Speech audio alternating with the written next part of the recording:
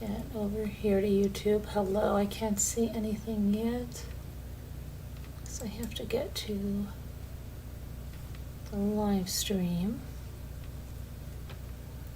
Okay.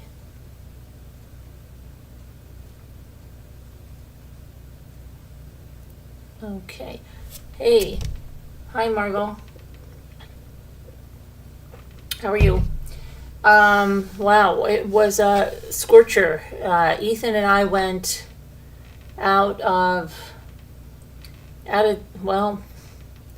we went out of town, but we went far out of town.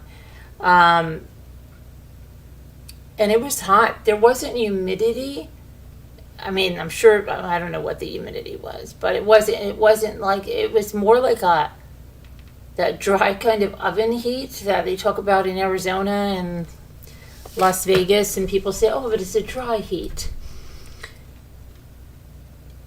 Yeah. It was very hot. And we didn't get back till, oh gosh, I don't know at what time we got back. It was almost 10 something. So, yeah. Trying to think what's going on. So I did do a little bit of combing around on the true crime webs. And so we have documents that were released in the Riley Strain case talking about his cause of death. We have a Florida plastic surgeon who was operating on his own wife, which is, thought it was like, no, right? So that's very strange. And she's dead. So he was charged this week with that. I have something on my up here. So he was charged with that, and then we're going to talk about, what's our third one? At least our third. Oh, we've got another one too. Just in breaking news, we have a murder of a mother and a son by a domestic partner in Massachusetts, allegedly. We're going to talk about that. And then we're going to talk about the Massachusetts teenager, the 15-year-old, the one that didn't make it to her 8th grade graduation and was found shot to death. Well, her 21-year-old boyfriend was charged.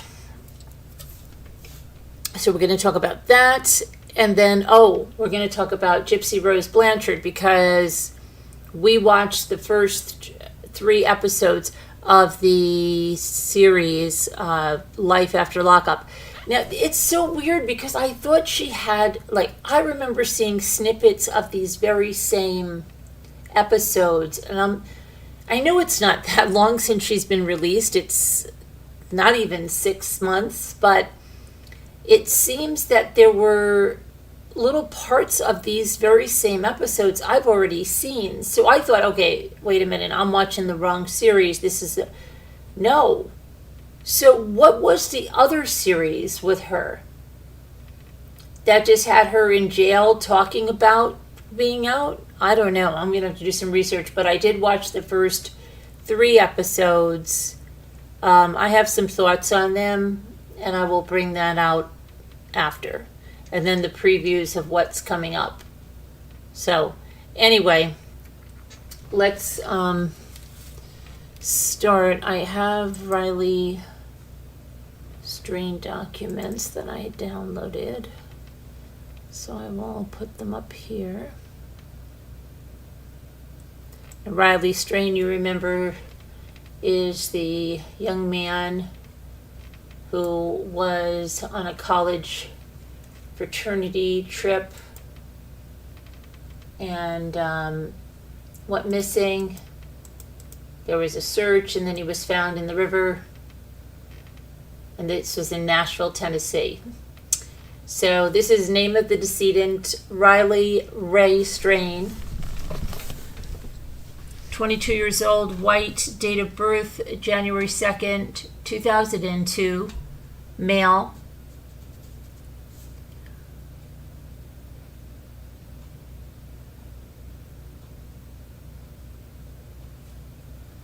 Address, Springfield, Missouri. Date of death, March 22nd, 2024. 7:36 a.m. Type of death, accident. Investigating agency, the Metro Nashville Police Department. Okay, so the narrative summary. Reportedly, the decedent was a 22-year-old male who was discovered floating in the Cumberland River by an employee at a concrete plant at approximately 7:28 hours on 3/22/2024. 911 was contacted. Nashville Fire responded to the scene via boat to retrieve the decedent's body. Death was confirmed on scene. The decedent's past medical history was unknown at the time of this report, and countywide communications contacted the medical examiner's office via pager to request a response. Due to the decedent's death being an accident-related, medical examiner's jurisdiction was accepted. Investigator Melanie Bird responded to the initial scene where the decedent was discovered and later responded to the Center for Forensic Medicine for further examination and positive identification. The decedent's body will later be released to Green Lawn Funeral Home at the family's request. Investigator Melanie Bird, March 22nd, 2024, 13:31 hours. Okay, jurisdiction, autopsy ordered, yes. Toxicology ordered, yes. Physician responsible for death certificate, Dr. Bowman, DO.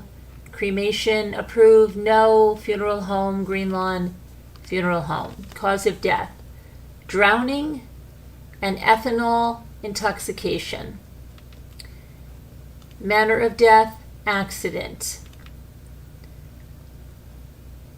Okay, so it says pathological diagnosis, drowning. A, decedent last witnessed alive March 8th, 2024, alone at the underpass of the James Robertson Parkway Bridge after departing a local downtown establishment. B, missing person report filed March 9th, 2024. C, the decedent discovered floating face down in the Cumberland River within debris on March 22nd, 2024. D, water depth of at least 20 feet. E, pulmonary edema. F, pleural effusions. G, no evidence of significant trauma. Femoral blood ethanol concentration 0.228 G's over 100 mLs. Decomposition. Cause of death, drowning in ethanol intoxication. Manner of death, accident. Circumstances of death, drowned within the Cumberland River while intoxicated. The autopsy was performed at the Center for Forensic Medicine. The purpose of this report is to provide a certified opinion to the county medical examiner and the district attorney general. The facts and findings to support these conclusions are filed with the Tennessee Department of Health. The autopsy was performed in the presence of David Zimmerman, MD. General examination. The body is that of a normally developed, well-nourished adult male measuring approximately 76 inches in length, weighing approximately 182 pounds, and appearing consistent with the subsequently confirmed age of 22 years. The deceased is clad in a tan and black short-sleeve shirt, blue plaid undershorts, and black socks. A blue watch surrounds the left wrist. A white metal necklace and yellow metal necklace with a pendant surrounds the neck. All clothing is wet and covered in a dense film of dark mud. External examination. The body is not embalmed and displays changes of decomposition, including marbling, bloating, green and red discoloration, and patchy skin slippage. Rigor mortis is partially developed in the joints. Liver mortis cannot be assessed. The scalp hair is medium in length and brown. The eyes are closed. The conjunctivae are congested and without petechia. The sclerae are white. The corneas are cloudy, and the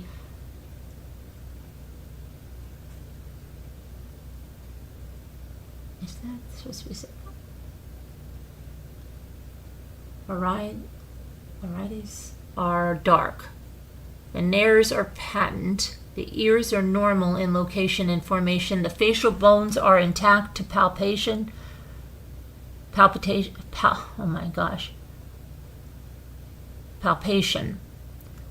The mouth is slightly open, revealing natural teeth in good condition. The neck, chest, and abdomen appear normally formed. The upper and lower extremities, including the hands and feet, appear symmetrical and atraumatic.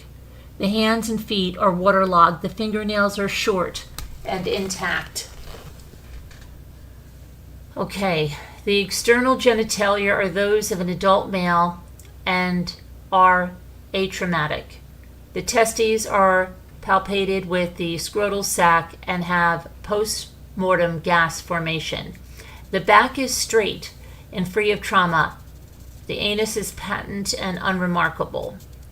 Internal examination. All internal organs demonstrate changes of decomposition. The head, there is a incision made around the cranium and the scalp is retracted. No hemorrhage is identified. Opening of the cranial cavity exposes smooth, tough dura without evidence of epidural, subdural, or subarachnoid hemorrhage. The 1,500-gram brain appears normally formed. The cerebral vessels follow the usual distribution. They are free of significant sclerotic changes. On cut sections, the parenchyma is soft and has no evidence of infection, trauma, or tumor. Removal of the dura uncovers an intact cranial and basilar skull. The body is open with a Y-shaped incision. The organs occupy their usual positions and relationships. The right and left pleural cavities contain approximately 500 milliliters and 280 milliliters respectively of thin red-brown fluid. The peritoneal cavity contains a scant amount of similar appearing fluid. Inspection of the thoracic and abdominal cavities after evisceration fails to reveal significant musculoskeletal, I can't even speak tonight, abnormalities. Neck. There is no evidence of infection, tumor, or trauma. The hyoid bone and laryngeal cartilages are intact. The airway is patent and unobstructed without significant inflammation or neoplasia. No cervical dislocations or fractures are present. Cardiovascular system has a 300-gram heart, unremarkable smooth epicardial surface. The coronary arteries arise normally. They're free of significant arteriosclerosis. On cut sections, the endocardium is smooth and glistening, and the myocardium is uniformly dark red and soft without discrete lesions or fibrosis. The cardiac valves are thin, pliable, and normally formed, and the aorta is opened and displays a smooth tan intimal surface. Lungs. The right and left lungs weigh 570 grams and 390 grams respectively and display smooth purple-red pleural surfaces with mild congestion and edema. There is no evidence of infection, tumor, or trauma. The pulmonary vessels and airways are unobstructed. The tongue is atraumatic. The esophagus, stomach, and small and large intestines reveal no evidence of significant natural disease or trauma. The stomach contains less than 100 milliliters of tan, partially digestive food particles. The pancreas is unremarkable. The 1,550-gram liver has an intact capsule and tan brown soft parenchyma and post-mortem gas formation without significant fibrosis or neoplasia. The gallbladder is unremarkable. endocrine system. The pituitary, the thyroid, and the adrenal glands are normal in size, shape, and location, and are without abnormality or unsectioning. The 150-gram spleen is very soft. Significant lymphoadenopathy is not identified. The right and left kidneys weigh 150 grams each. They display smooth and shiny cortical surfaces on cut sections. The parenchyma is tan red and soft with distinct cortico-medullary demarcations. The collecting systems, ureters and bladder, show no evidence of significant natural disease or trauma. The bladder contains a small amount of urine, and the prostate gland is unremarkable. Toxicology. Specimens are collected. See separate report. Radiographs. Full body radiographs are performed prior to examination.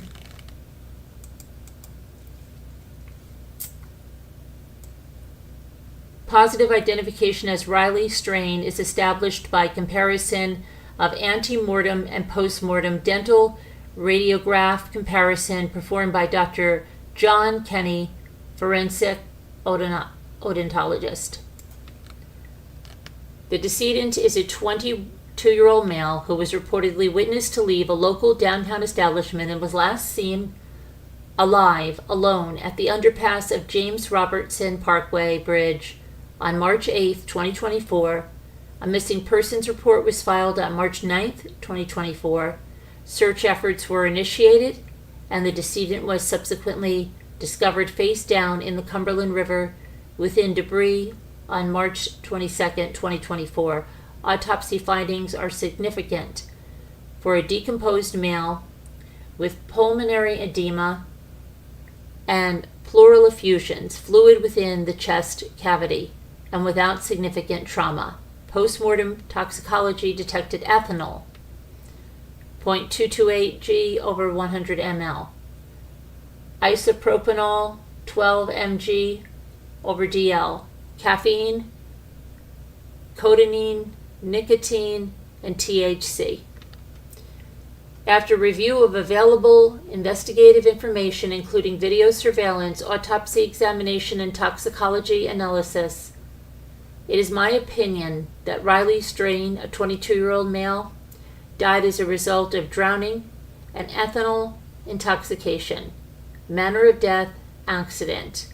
Signed by Gulpreet S. Bowman, D.O., Monday, June 17th, 2024. Okay, and then the toxicology.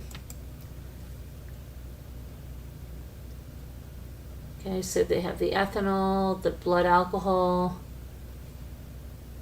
there's caffeine, codeine, nicotine, delta-9 carboxy THC, delta-9 THC.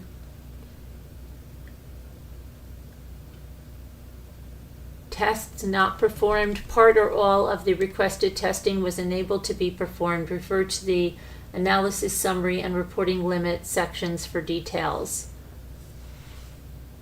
Specimens received.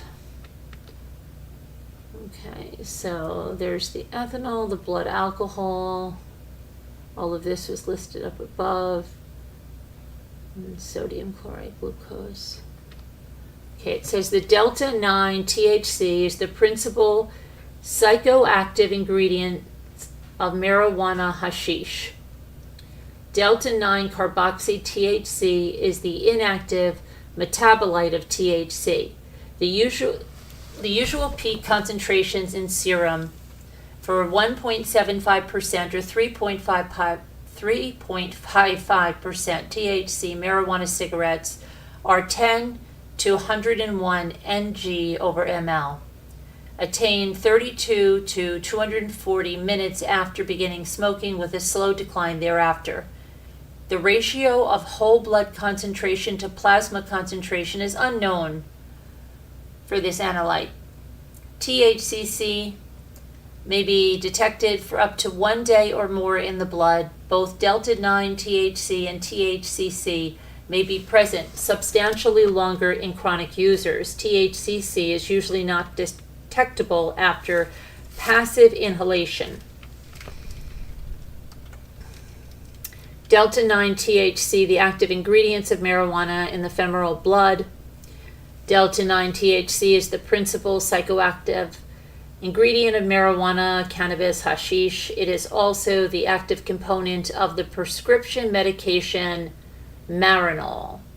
Marijuana use causes relaxation, distorted perception, euphoria, feelings of well-being, along with confusion, dizziness, somnolence, ataxia, speech difficulties, lethargy, and muscle weakness. After smoking, a user preferred 300 mcgs over kg dose average plasma THC concentrations at 35 minutes were reported at 16.1 ng over ml and had declined to 1.5 ng over ml after 190 minutes. Usual peak levels in serum for 1.75% or 3.55% THC marijuana cigarettes, 50 to 270 ng over ml at 6 to 9 minutes after beginning smoking, decreasing to less than 5 ngs over mLs by 2 hours. Whole blood THC concentrations are typically half those in a corresponding plasma sample. Ethanol, ethyl alcohol in the femoral blood. Ethyl alcohol, drinking alcohol, ethanol, is a central nervous system depressant and can cause effects such as impaired judgment, reduced alertness, impaired muscular coordination. Ethanol can also be a product of decomposition or degradation or of biological samples. Isopropyl alcohol, femoral blood.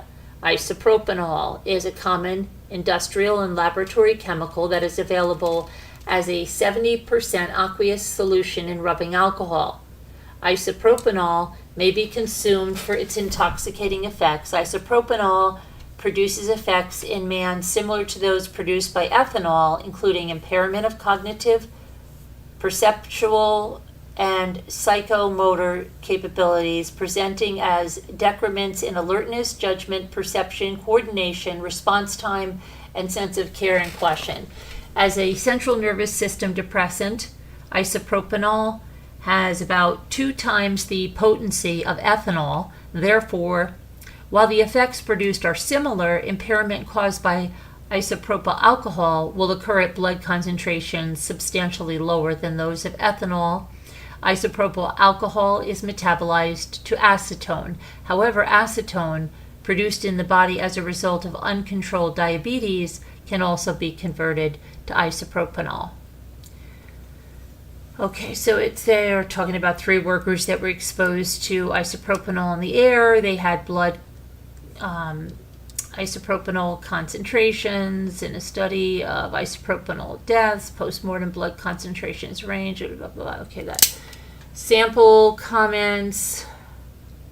Unless alternate arrangements are made by you, the remainder of the submitted specimens will be discarded 1 year from the date of this report, and generated data will be discarded 5 years from the date of the analysis that were performed.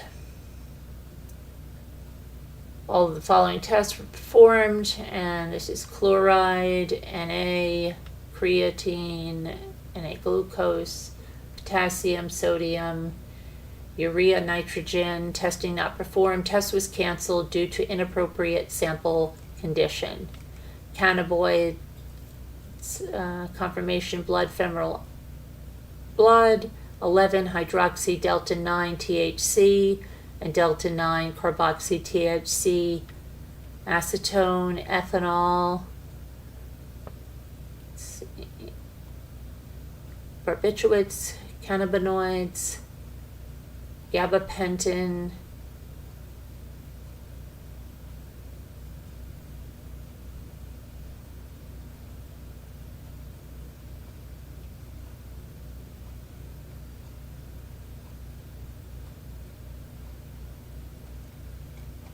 Okay, so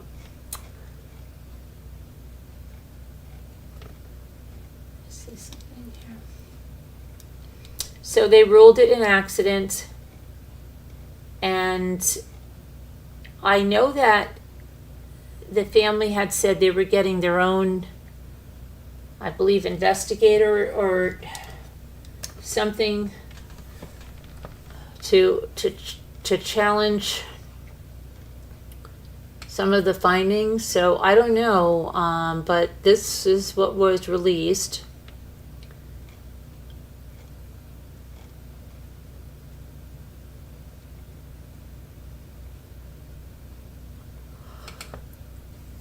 Manner of death: accident. Result of drowning and ethanol intoxication. So that's a shame. 22-year-old young man. But that's what they wrote there, right?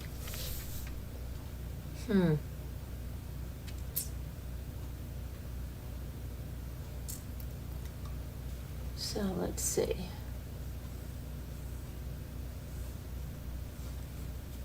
Okay, let me go back to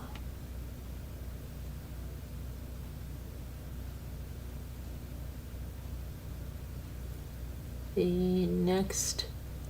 Here's my. Okay, I want to go to this breaking news here.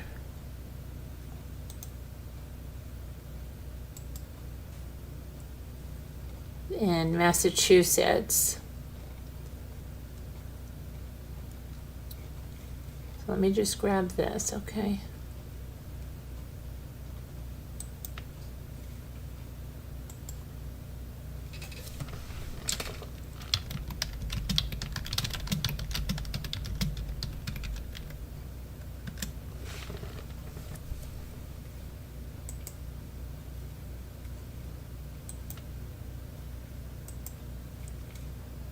Okay,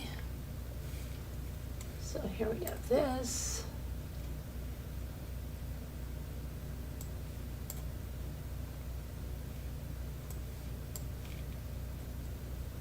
Come on.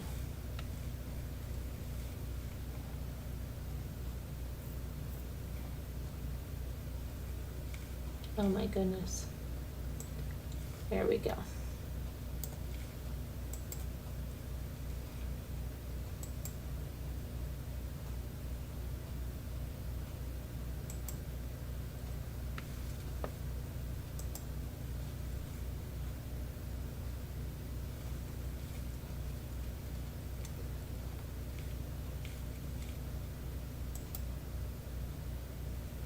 Okay, let's make this a little larger here. There we go. All right, so a mother and son and domestic partner identified as a Wilbraham murder-suicide. 3 victims discovered in their home on Main Street Tuesday morning were a mother, her adult son, and her domestic partner. The Wilbraham Police Chief, Edward Lennon, said that officers were called to the house around 9:30 a.m. They were alerted by a person with access to the house that said that there were bodies inside, 3 bodies inside.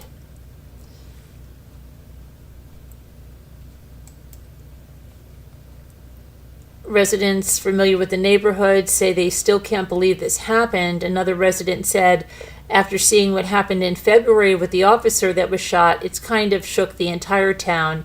Just because we do live in Wilbraham doesn't mean that something bad like this can't happen.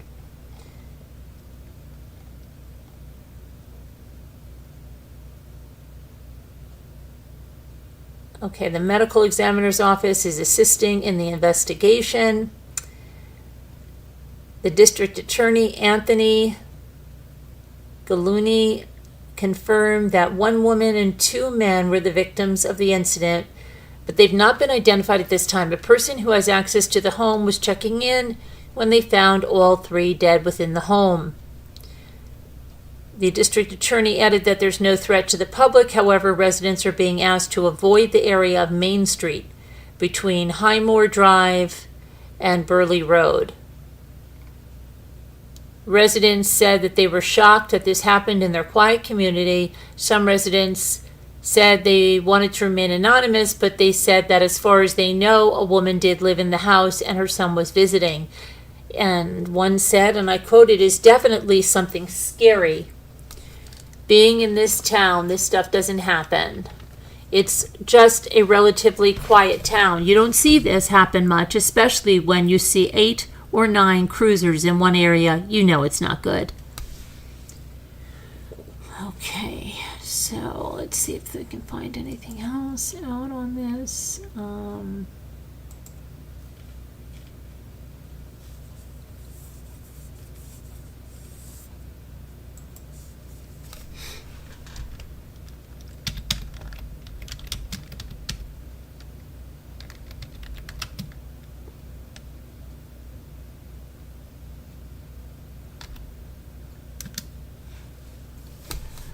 Okay, let's see. We got some.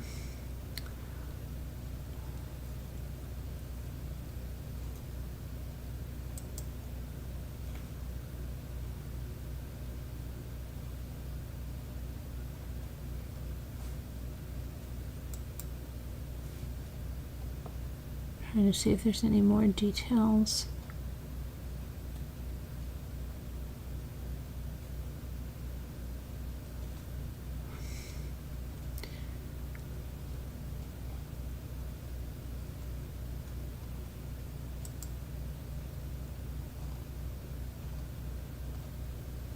Not too much.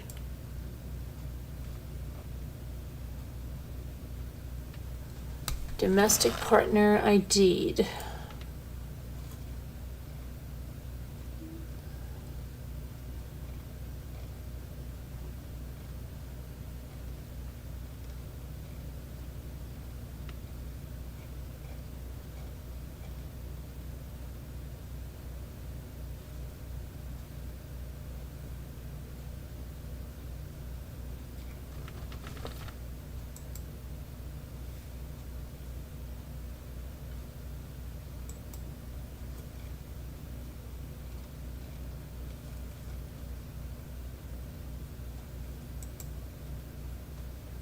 Let's see if they say the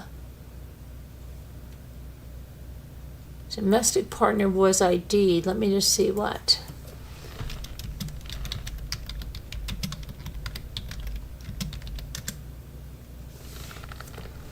Okay.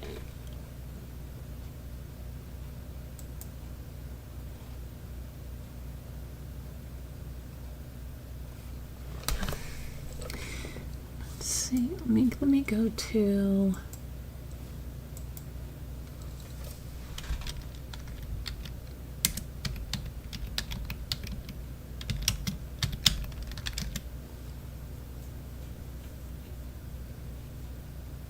oh, wait a second.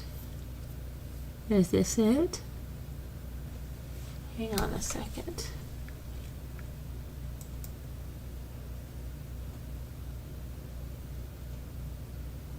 Yes, it must be. There's, I believe, let's see, it says on St. Gregory Armenian Apostolic Church, Indian Orchard, Massachusetts, there's a post that is public. Let me bring this over. Was posted 3 hours ago.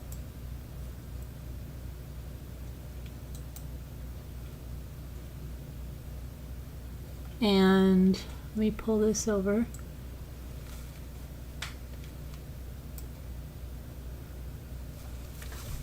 It says, "It is with deep sorrow that we share the news of the recent passing of Seema Sethian Pariso and her son Dylan Paraso.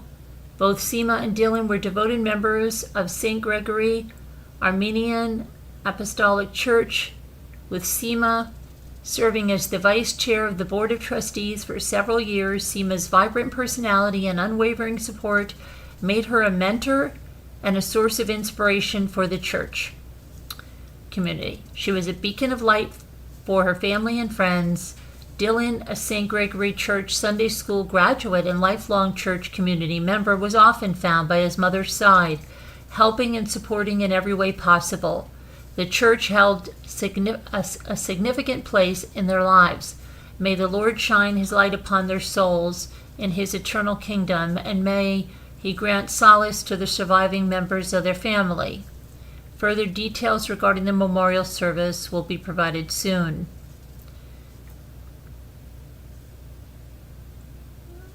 Let's see.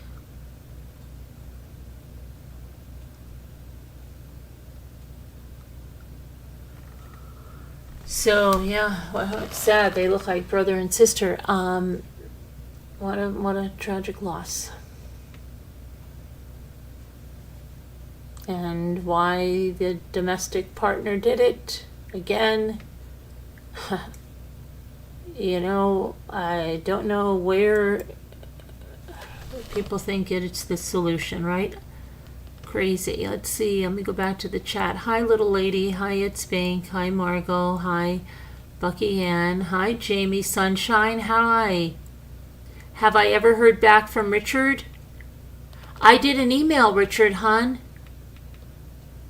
He said I emailed. I never emailed him, but I don't know. I didn't send him anything. I just came by and said hello. I just said hello, and I got a whole bunch of crap because I went by and said hello. Because apparently, I'm followed wherever I go, and I'm not allowed to go wherever I want to go. I have to be monitored, and then posts can be written about me, and people that can't create their own content. Yeah, I'm sorry that that happened, and I'm sorry if it brought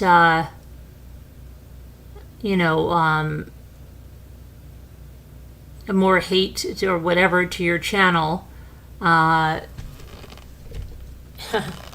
It's ridiculous, isn't it? Isn't it absolutely ridiculous that people cannot, should we be surprised we see things like this? People can't solve problems. They think murder is the answer. I guess people are unable to turn a channel off that they don't want to watch, right?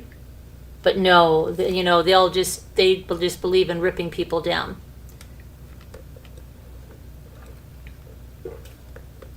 And I'm apparently not allowed to go anywhere to see things for myself. I'm not allowed. Okay. Oh, little lady, apparently I'm not allowed, though. You know what? I'm supposed to be the cult leader that does that kind of stuff. Oh, boy. It's a good thing that I don't care what any of them think, right? It's a really good thing. It's ridiculous. Okay, so this is a really tragic loss of life. Thank you for stopping by, Jamie. Appreciate that, though. Okay, and then, so yeah, I don't know why this happened. There's no reason why this should ever happen.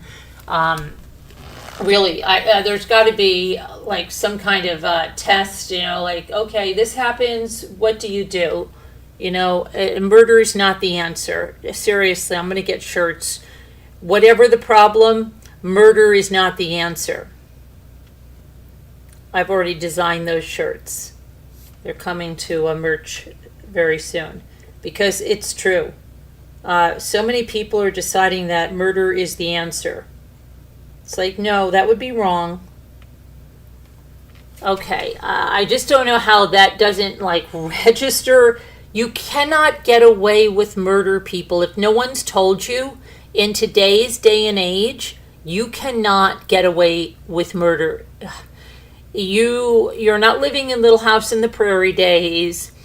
You're living where we are tracked with every single thing. Our cars, our phones, there's cameras everywhere. You are not going to get away with murder. Simple, cut, dry. You're not going to get away with murder. And if you hire someone, look at Charlie Adelson. Where is he? Where's Donna Adelson? You're not going to get away with murder whether you do it, hire someone. You're not going to get away with it. We live in a society with too much technology. You won't outsmart the technology. So just murder's not the answer. It's really about, this is what I mean, like psychological problems, just the same as on YouTube. When people go to a talk show to complain about someone on YouTube rather than just turning the channel, that's got to show you that people cannot refocus, move on. They are obsessed and they don't know how to get out of it. It's sad, and it really speaks volumes about their lives. But that's what we're dealing with, a lot of mental illness. A lot of mental illness. Yep. Anyway, yeah, murder's not the answer, and you're not going to get away with murder. You're living in a time that you're not going to get away with murder, so just don't even try it. Okay, so next we have another, a doctor. We have doctors, dentists, they're still not going to get away with murder. You're not going to outsmart them, because a lot of these people think, well, I'm smarter than that. I know how to cover my tracks. I know how to make it look like I had nothing to do with this. I think this plastic surgeon in Florida probably thought he did too. Okay, but I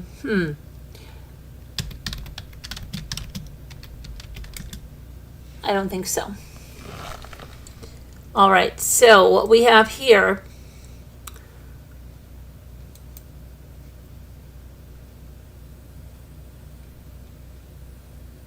is Dr. Benjamin Brown, a Gulf Breeze plastic surgeon. And I'm going to show you.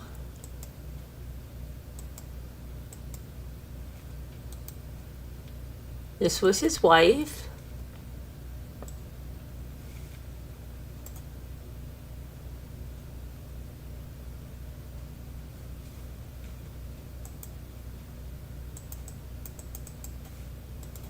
Okay.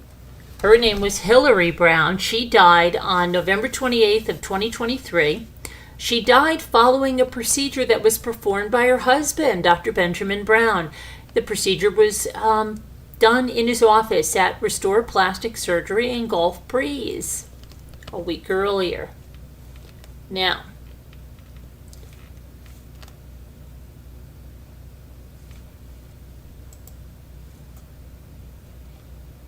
I'll tell you a little bit about this. So, he's been charged with the death of his wife, 33-year-old Hillary Brown. She's only 33, wow. Who died after she went into cardiac arrest while he was performing several procedures on her in his office.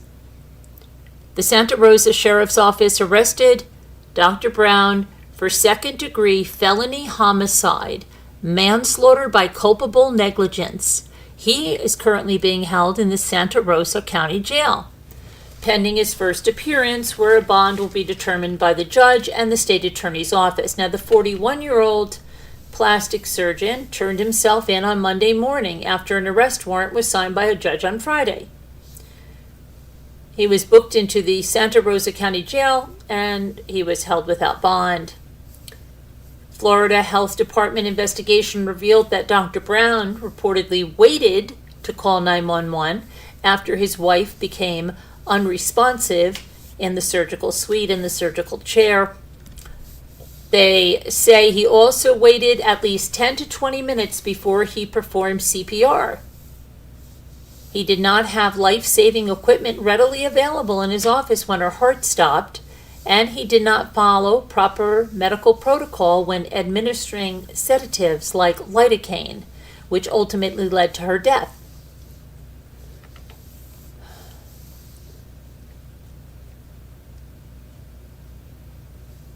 So Marty Ellington, the father of Hillary Brown, had something to say. Hang on 1 second. He said, this comes as a relief. And he blames his daughter's husband for her death and wants justice for her and the 3 children she leaves behind. And I quote, her father said, my family lives in a sea of tears for eternity due to the actions of one careless individual. His ego and arrogance overshadowed the need for help, prolonging oxygen deprivation to her brain and ultimately causing her death. Ben Brown took the mother from my grandchildren, my only daughter, and our brightest star. Hillary gave the ultimate sacrifice so Ben Brown cannot hurt anyone else. Maybe in prison he will get the attention that he deserves. Now, here he kind of looks almost like that dentist that poisoned his wife a bit. On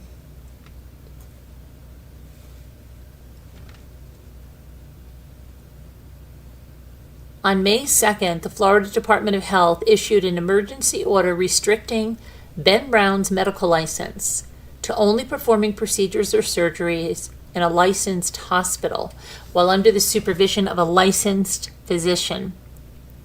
The state surgeon general, Dr. Joseph A.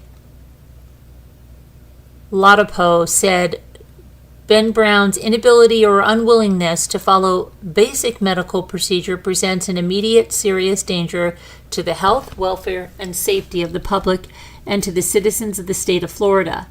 The health department has also asked the Florida Board of Medicine to impose one or more penalties on Ben Brown for violating several state statutes related to his treatment of patients and his wife, as well as allowing Hillary to perform procedures on patients without a license. The health department said Brown's behavior fell below the minimum standard of medical care and that he failed to keep accurate and complete medical records.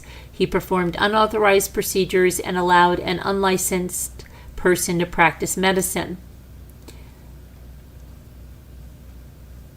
The state's decision was based on several factors, including its investigation into Hillary Brown's death. Now, as per the emergency order, Ben Brown disregarded basic medical procedure and care when performing procedures on his wife, such as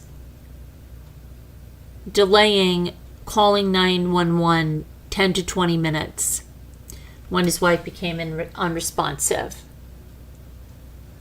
The state found that on November 21st, 2023, Hillary Brown was undergoing a miniature muscle plication, abdominal scar revision, bilateral arm liposuction, a lip injection, and ear adjustment procedures when she showed signs of lidocaine toxicity.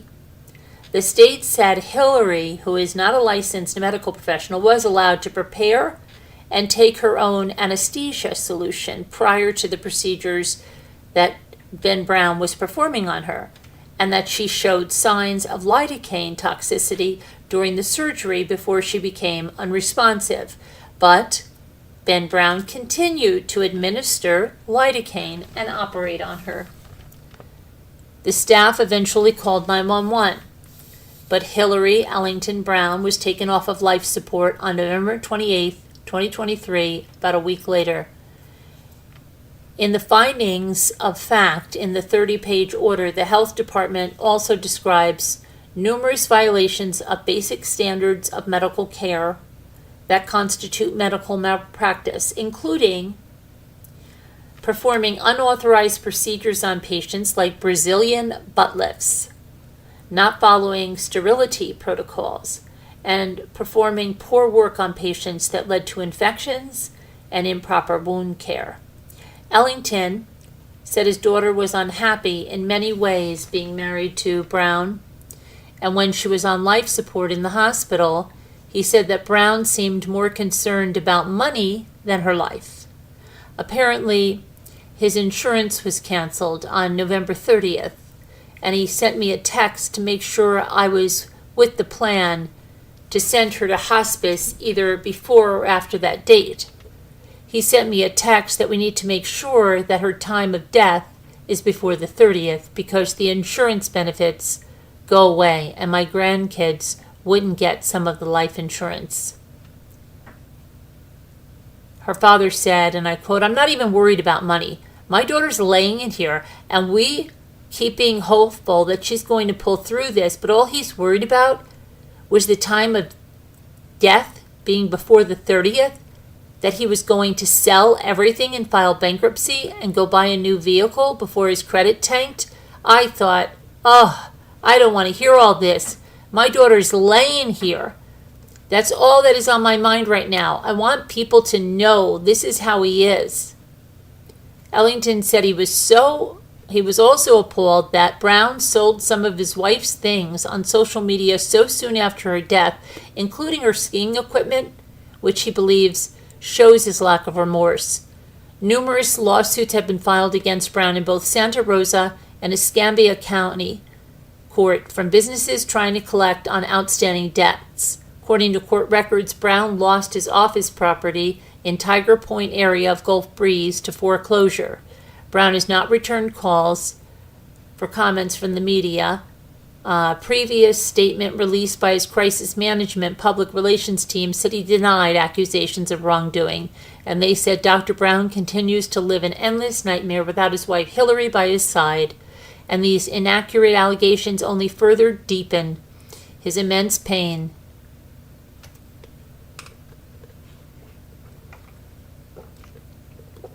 Okay. Crazy, right?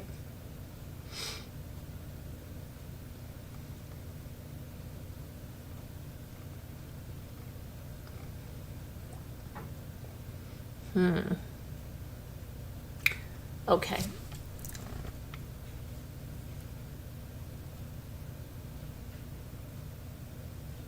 All right, let me go to next story here, which is that Massachusetts girl.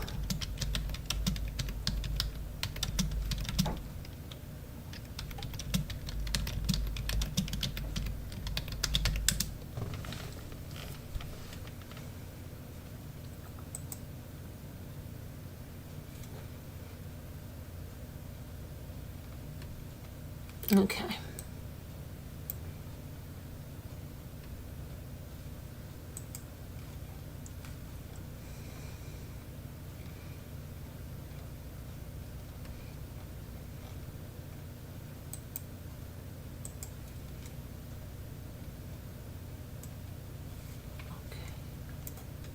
Here we have those.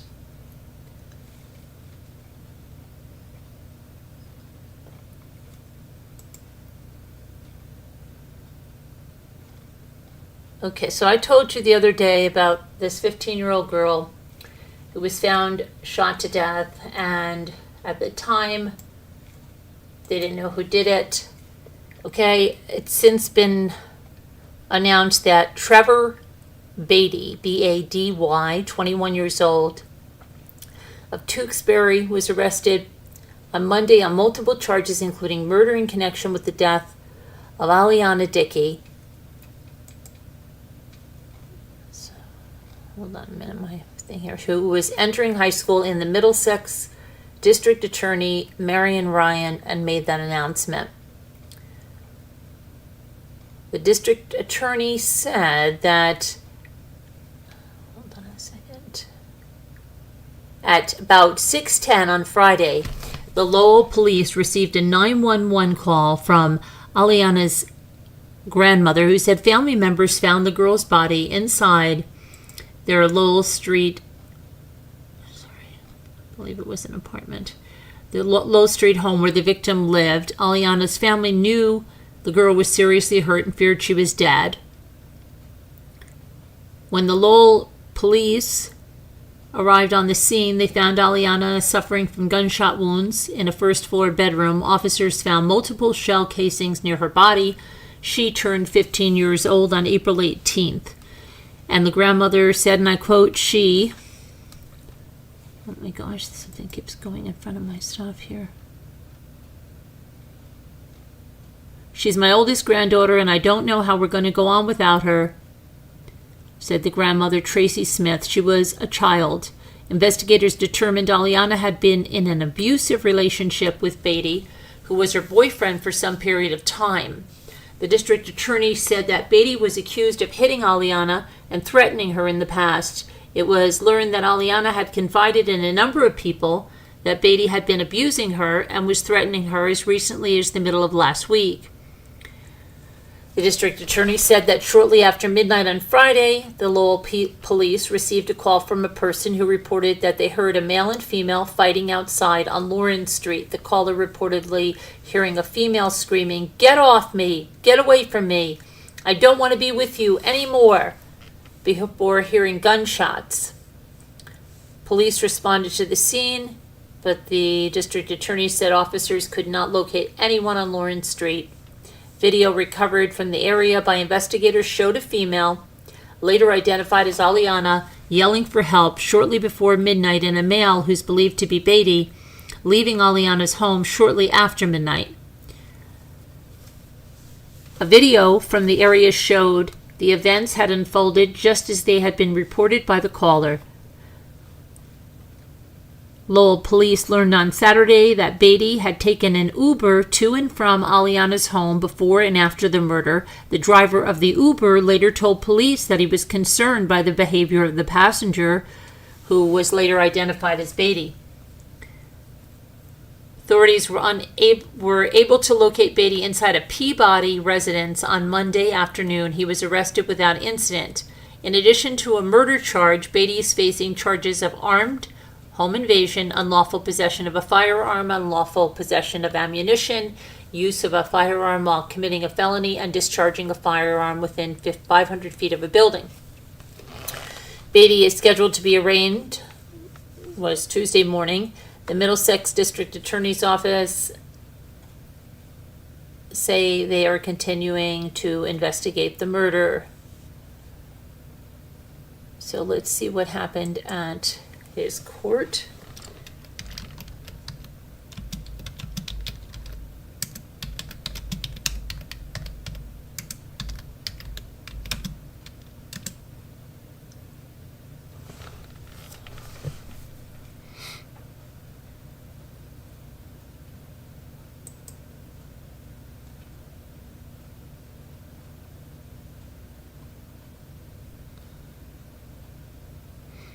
Beatty killed her hours before her 8th grade graduation. According to the district attorney's office, she was found in a bedroom with multiple gunshot wounds. He's a coward. He couldn't even show his face. 21-year-old monster, says Aliana's grandmother, Tracy Smith. Then Aliana's cousin said, I'm her oldest cousin. I love her so much. This really took a toll on me and my family. Takara is the name of the cousin.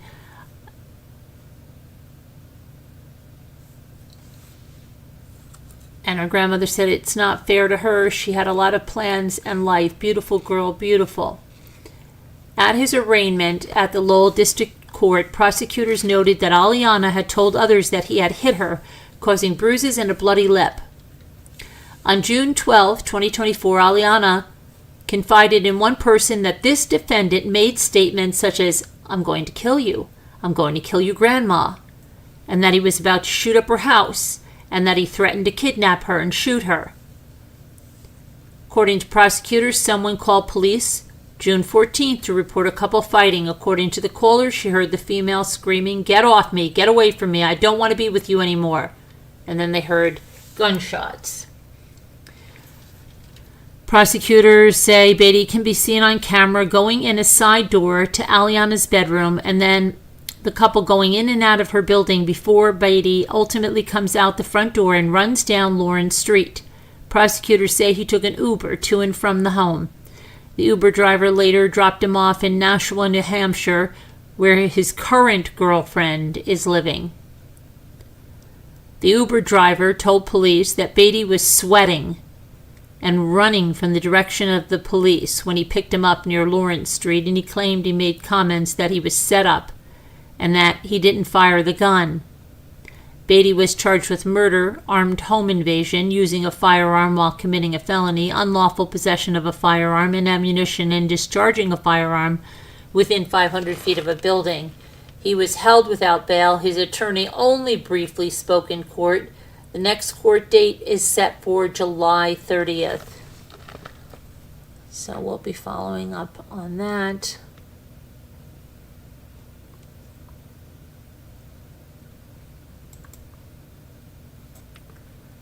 Now there was a Zoo what makes you happy at Franklin Park Zoo. Quiet. You know, I have had so many dreams of something like this. Those of you that are new, I live on a lake. There is this very small airport. It was actually owned by my cousins, which is very near where I live. They don't use it as an airport. My cousin used to fly planes like down low over the lake, but I don't know.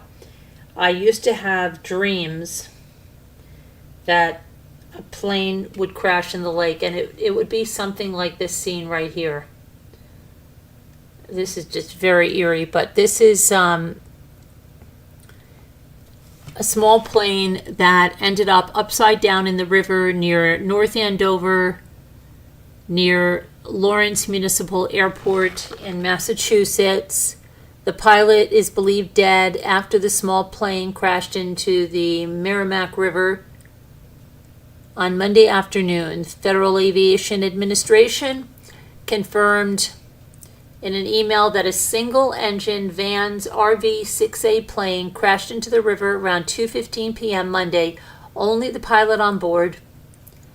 North Andover Deputy Fire Chief Graham Rose said that the pilot is believed to be deceased and still inside the plane. Dive teams from Salem and Beverly responded to assist in recovery efforts.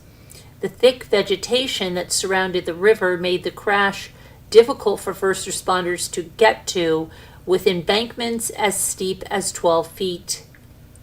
Crews from North Andover, Lawrence, and Methuen all responded to the scene. While it was initially reported the crash was in Lawrence, it was determined the plane crashed into the Methuen side of the river.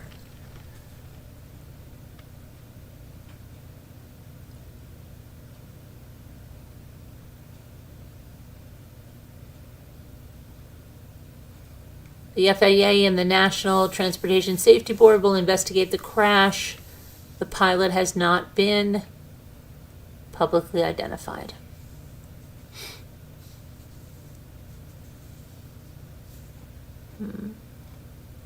Sad.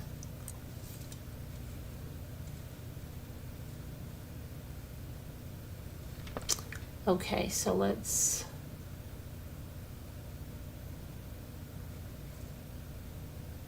me go back over here. Okay, so let's see. Hi, Pearlie. How are you? Welcome. Thanks for coming in. Sassy.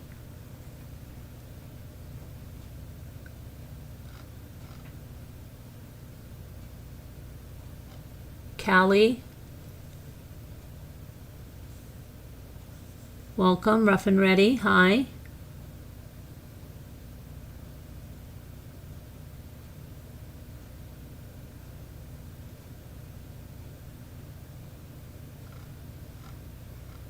Okay, let's see what else we have. Let me just see what else is going on here.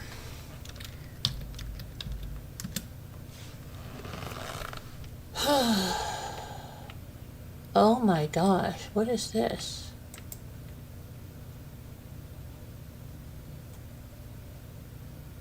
Oh, I've got a couple more things, okay?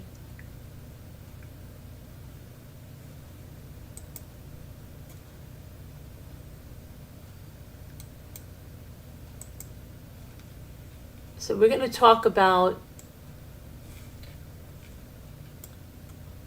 Howie Mandel right now and his wife. So America's Got Talent judge Howie Mandel dealt with quite a headache during a recent trip to Las Vegas. He was on Live with Kelly and Mark, and he disclosed details about a recent visit to Las Vegas with his wife of over 40 years, Terry. And I quote, he said, "We partied. It was too much. Terry was tipsy.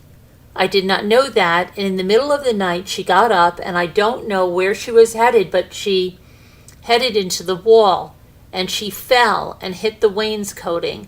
She hit that as she went down. She slipped, went down, hit that on her eye, and then she fell on the floor and broke her cheek."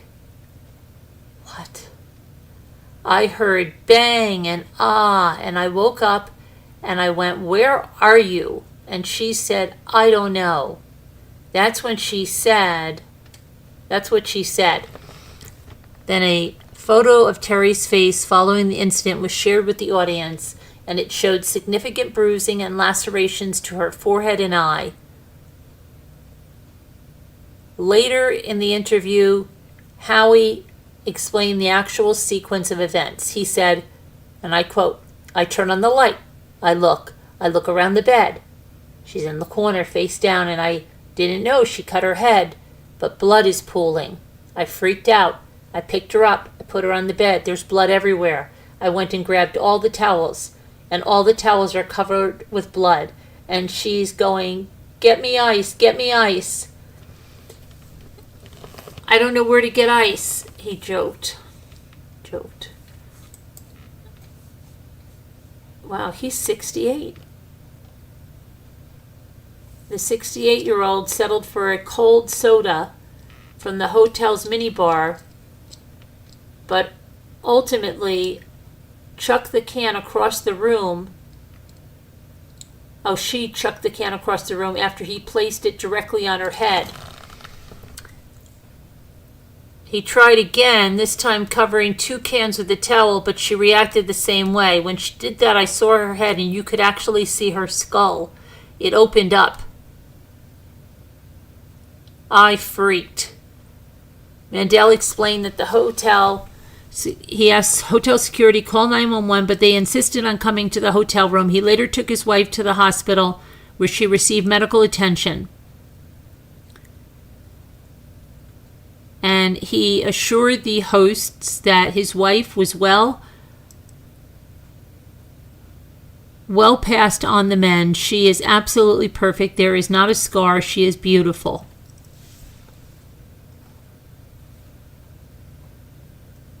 Wow. That's crazy. So that was as a result of some drink, and guess who else had a little incident? Justin Timberlake. Yeah.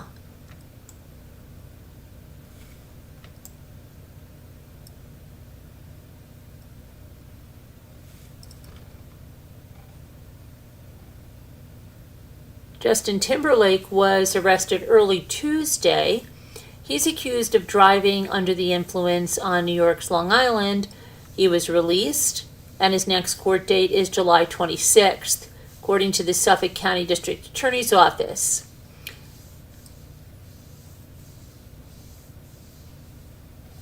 So let's see what happened here. So yeah, I believe they said that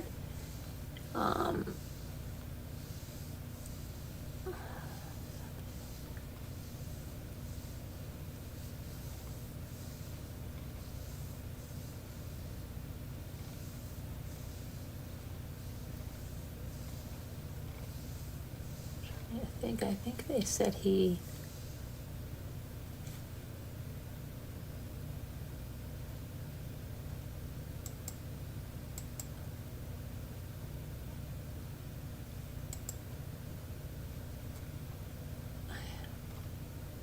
I don't know why I'm thinking that they said he pled not guilty. But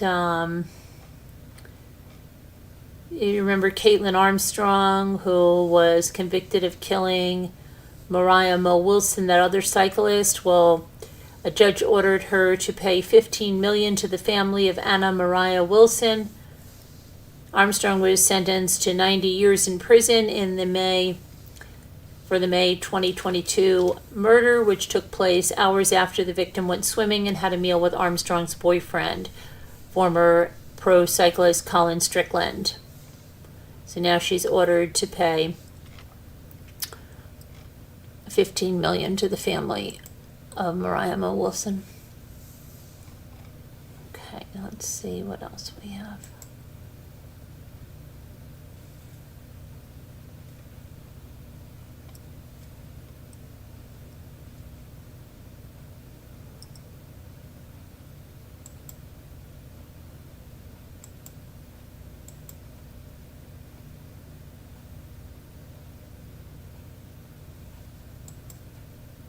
Okay, so we got something about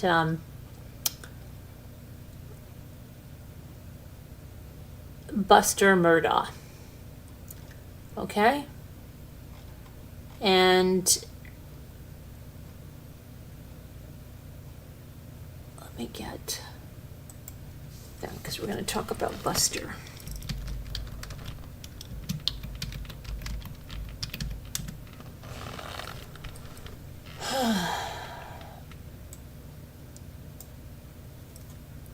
Buster Murdaugh,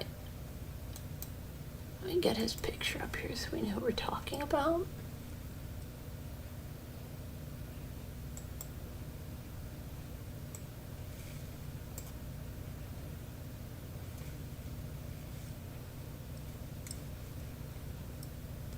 He is, of course, the son of Alex Murdaugh, convicted of killing his wife Maggie, son Paul, a lot of financial crimes, etc. Well, Buster, he has filed a lawsuit against Netflix, Warner Brothers, and others for defamation. He's saying that he was falsely accused of murder in the death of his high school classmate Stephen Smith in a 2023 streaming series. This lawsuit was filed Friday in a Hampton County, South Carolina court. He says these allegations have irreparably damaged his reputation. They've also caused him to suffer mental anguish. And I quote, "These statements about the plaintiff are defamatory and falsely accuse the plaintiff of committing a crime of moral turpitude." Now, this series on Netflix is called Murdaugh Murders, A Southern Scandal. We did watch it here on a movie night. The series aired for 2 seasons, featuring episodes each about the deaths of Stephen Smith and Buster's mother and brother, Maggie, Margaret, 52, and Paul, 22.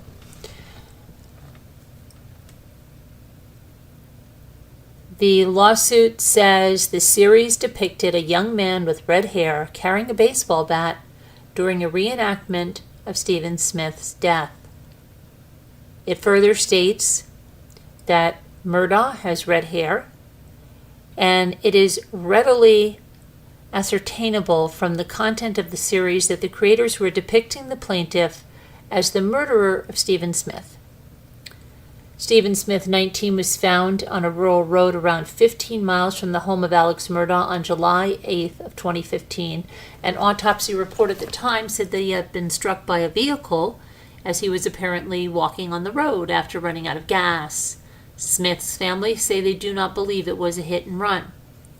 The death is being investigated as a homicide, South Carolina Law Enforcement Division said last year. No one has been arrested or charged in Stephen Smith's death. Netflix declined to comment. Cinemart LLC, which created and produced the series, did not immediately respond to a request for comment. They are also named in the lawsuit. The suit also mentions Murdaugh Murders, Deadly Dynasty, and Low Country, the Murdaugh Dynasty, both of which aired in 2022. The filing says these documentaries are also falsely suggested and accused Murdaugh of murder. The lawsuit names Warner Brothers, Discovery, Blackfin, and those are the companies behind Murdaugh Murders Deadly Dynasty, as well as Campfire Studios and Warner Brothers Entertainment, which are behind Low Country, the Murdaugh Dynasty, as defendants. I think we've watched all of those.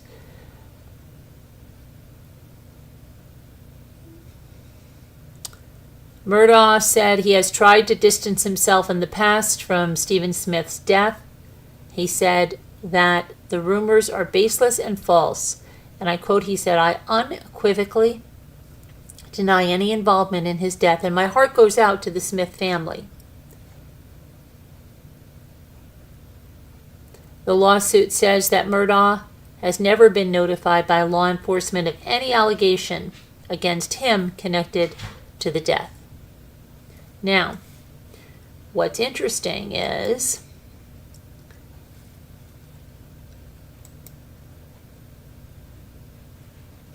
a lawyer, Eric Bland. Now, Eric Bland is a lawyer that is connected with a podcast that kind of brought a lot of this Murdaugh stuff out in the open, right? Well, he is saying that this lawsuit may bite Buster in the arse. Okay, well, he said that Buster was never asked if, let's see, he said, I think the defendants will love this lawsuit because it will make a part 3 of any documentary. Buster was never asked if he had any knowledge of Stephen Smith's death. He just said he didn't kill Stephen Smith and didn't have a sexual relationship with him. But Buster denied any involvement in Smith's death in March, like I just quoted him, that he was merely the victim of vicious rumors.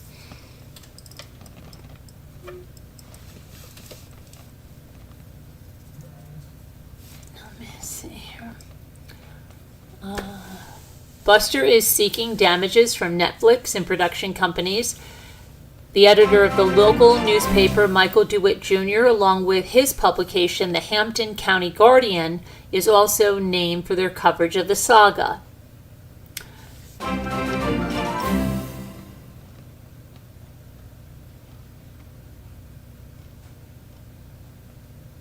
Okay, so when I said bite him in the arse, that's not what he actually said, blow up in his face.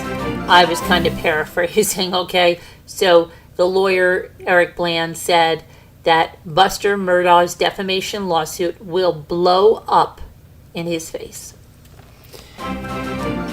Okay, so we'll see. We'll see what happens, right? Well, time will tell. Time will tell. Let's see what's going on here, because I hear a lot of stuff going on. Snow Remover, hi. Thank you for gifting 5 memberships. Carol, you've got a membership. Stacy C, welcome. Hey, Thing One.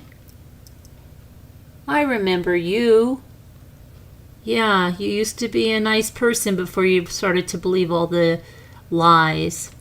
I'm a Clover. Hey, I'm a Clover. Sweet Melody.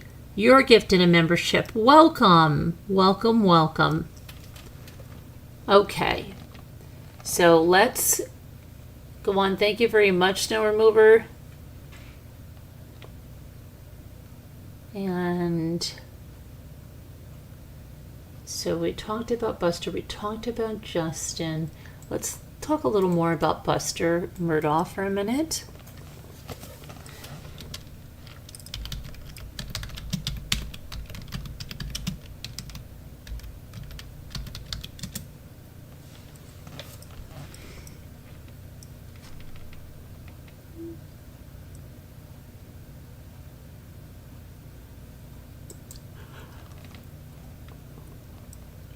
Okay, Buster. Now, Buster testified during his father's murder trial last year.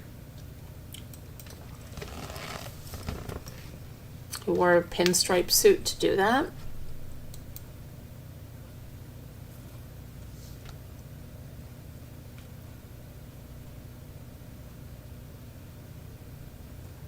We're also going to talk a little bit more about what a witness says about Justin Timberlake. Okay.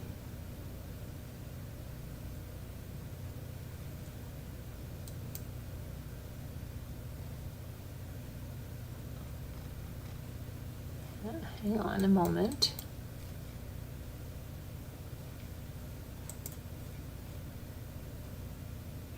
Hold on, because my computer. Let me try to. I think I might have to. See if I can. Let me see. Close up some stuff here.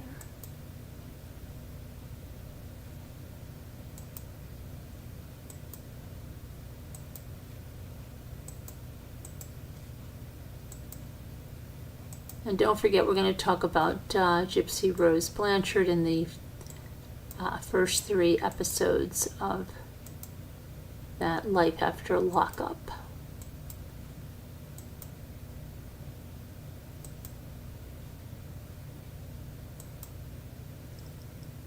Okay, hang on. I was closing stuff up. I didn't want to close up Buster.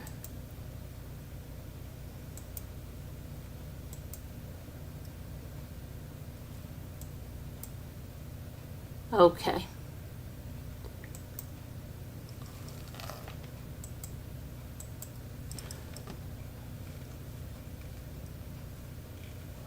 See if that will play nice now. Maybe it'll play nice now. I don't know. It could, it might not.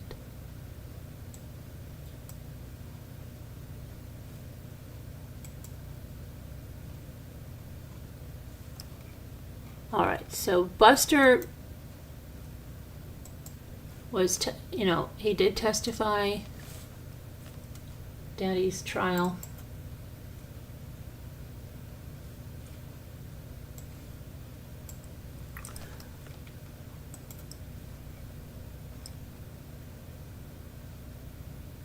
Buster's 30 years old. He shied away from the limelight since his father was sentenced to life in prison for the shooting deaths of his mother, Maggie, and younger brother, Paul, on June 7th of 2021 at the family's South Carolina hunting property and home called Murdaugh.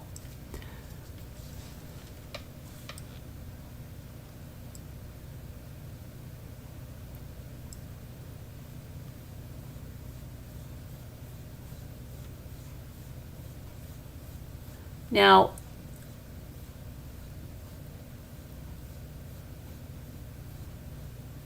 the lawsuit also named Michael M. DeWitt Jr., who's the editor of the Hampton County Guardian, and that editor appeared in the Netflix documentary.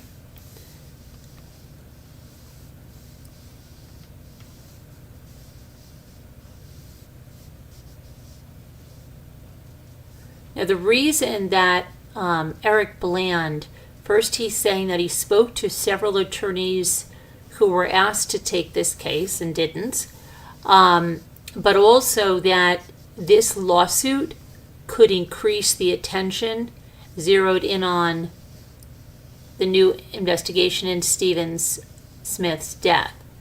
And I quote Eric Bland saying, "This will only bring a spotlight to Stephen's investigation."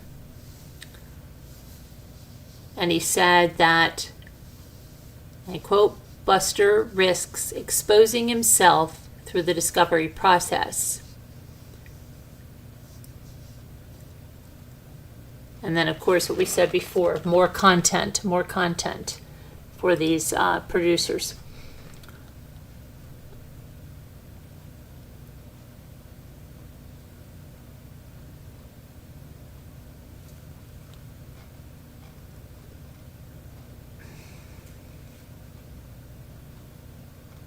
Okay, next, I want to talk about Justin Timberlake again.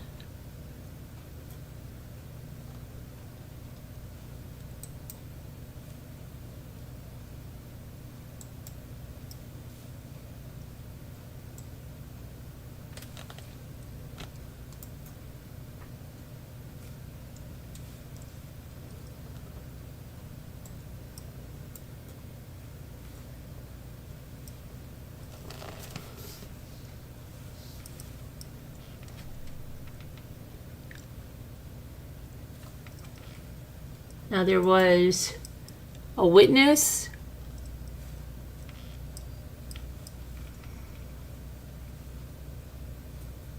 Hold on a minute, I'm trying to get this to go over here. Come on, get over there.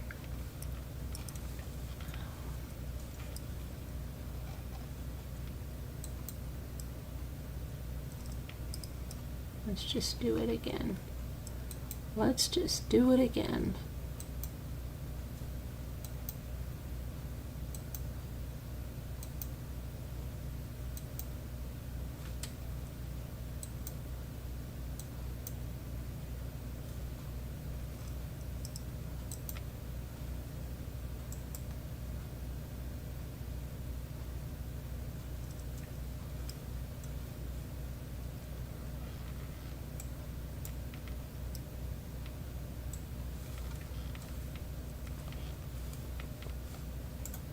Okay, so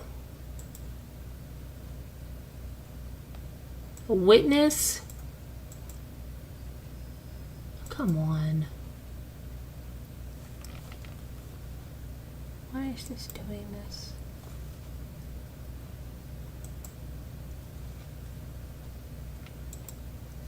Okay, I'm sorry, you know my computer is being, right? A little jerk.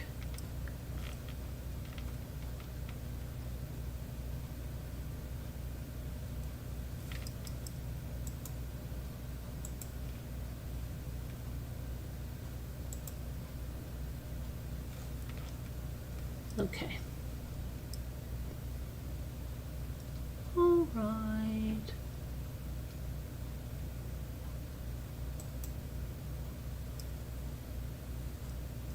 Yeah, don't worry. It's a black screen for a minute because it's being what? A little jerk.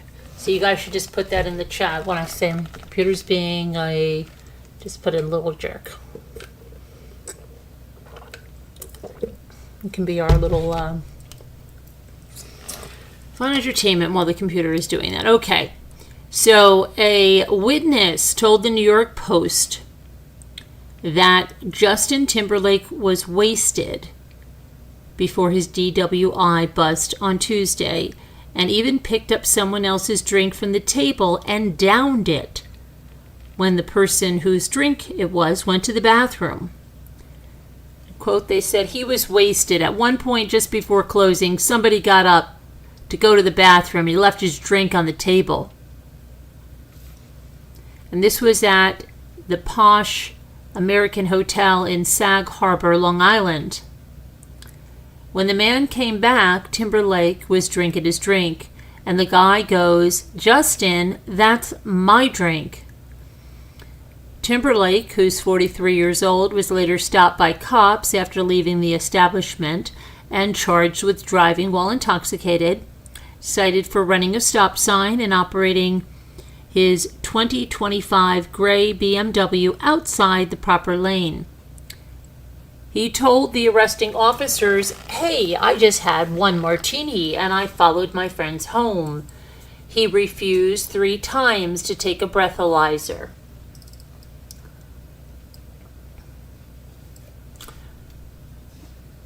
The married father of 2 was wearing white Nike Air Force One sneakers, because that makes a big difference, guys, as he attempted to pass field sobriety tests, which he failed miserably, even in those Air Force Ones.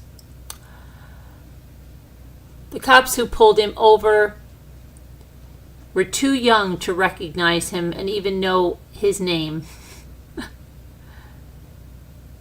And sources say that Timberlake said under his breath at one point, "This is going to ruin the tour." Now, these sneakers, I had ones very similar. I don't know if it was high school or yeah, they look just, I don't know, and I'm not impressed. Doesn't impress me much.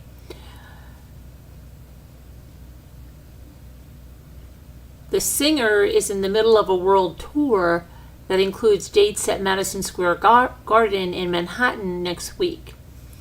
Now, his actress wife, Jessica Biel, was in Manhattan, where she was filming a movie. At the time, her husband was arrested, and the couple has 2 boys together.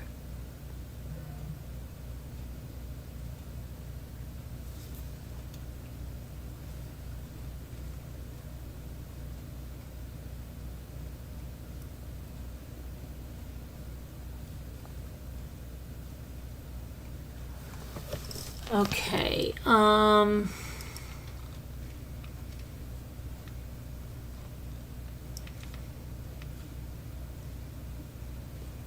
so yeah, then we have,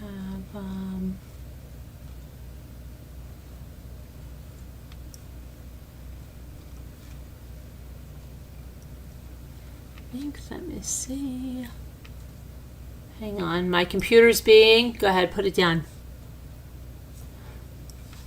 My computer's being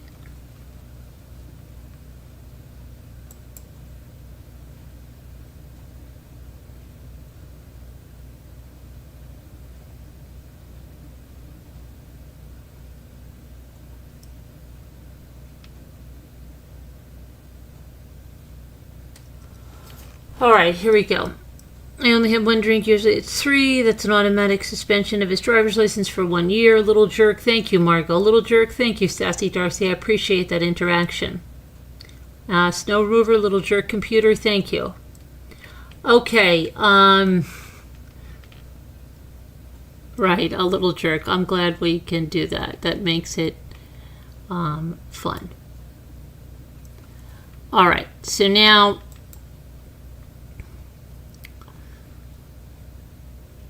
let's see what else we have.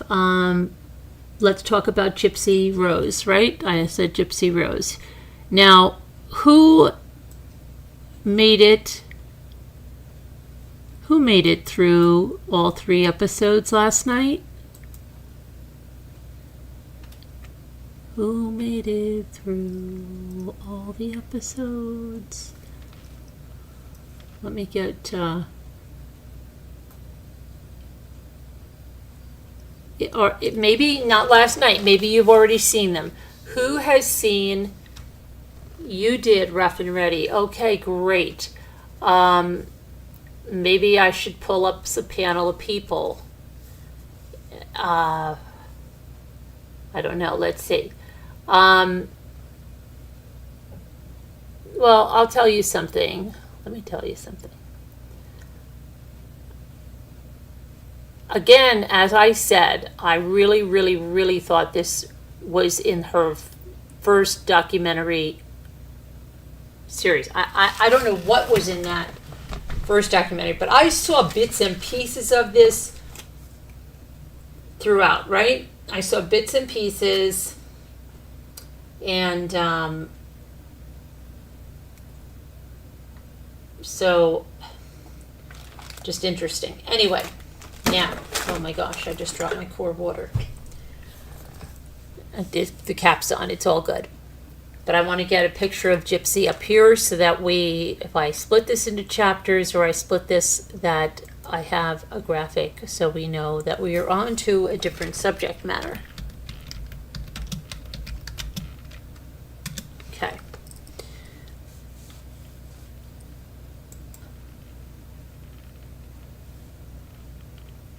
Life after lockup. Okay.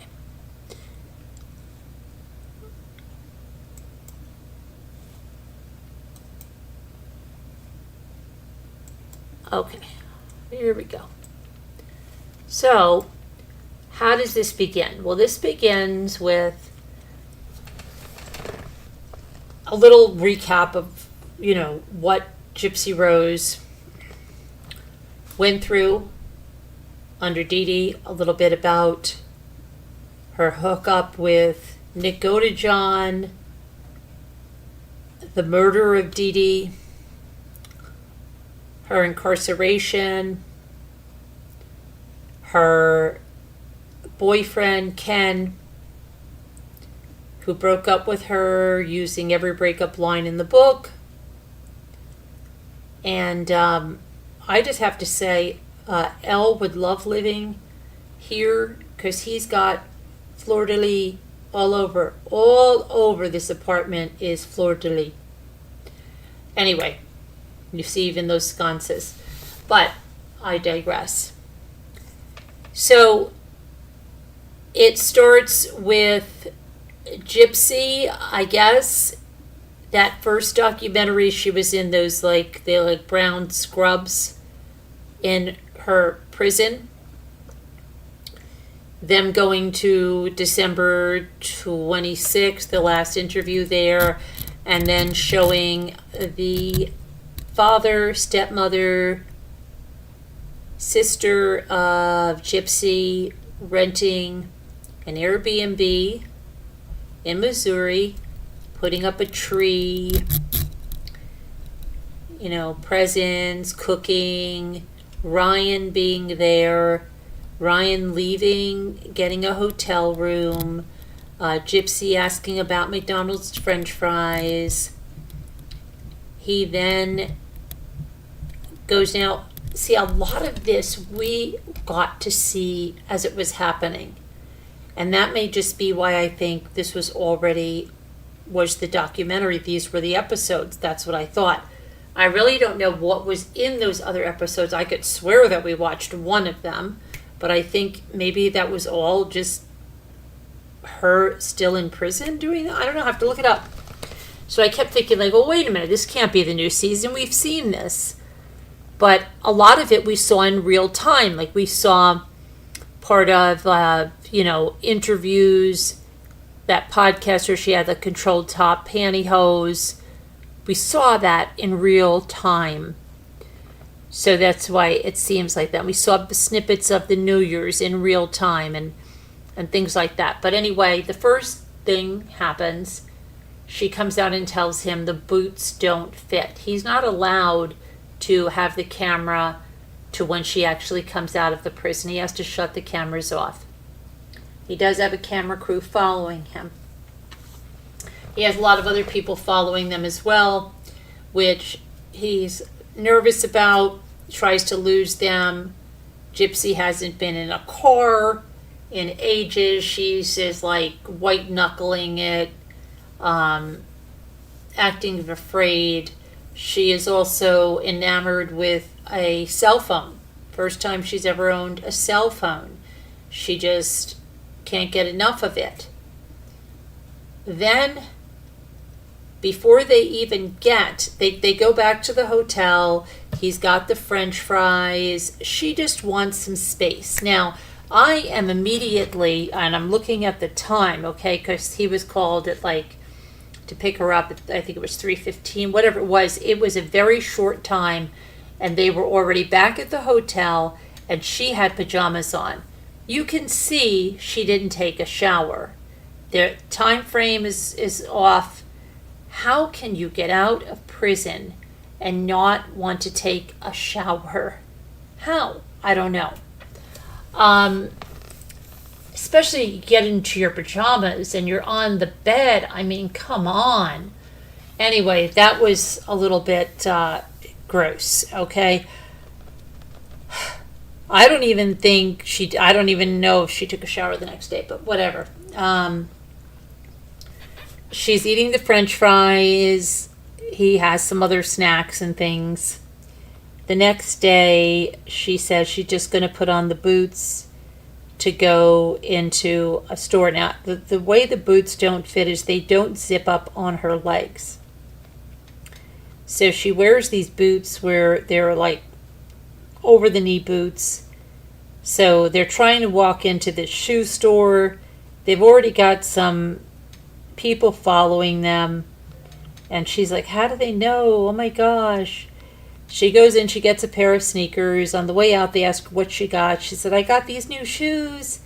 And says something about, oh, she's hoping she has good adventures. Meanwhile, before they can get to the Airbnb, she gets a call from the Missouri parole officer. And the parole officer tells her, you're not to be going to any Kansas City Chiefs football game. We're getting wind of this. You're not to go there. You're supposed to be going directly home. And she starts freaking. He starts becoming a little overbearing, like, whoa, this was, he's kind of talking over there. They keep driving, and they pull into the house, into the garage. And as she pulls into the garage, she gets another call from the parole officer. And her lawyer that handled the case is upstairs with his wife. He came in there and met with the parents and the sister, who they have the same father, different mothers, obviously. And now they're in the car, and the parole officer is saying, I don't care, I'm in charge in Missouri. I need you to go straight to Louisiana, and that's it. You need to go straight there. So they get out of the car and they go upstairs and tell everybody they've got a problem.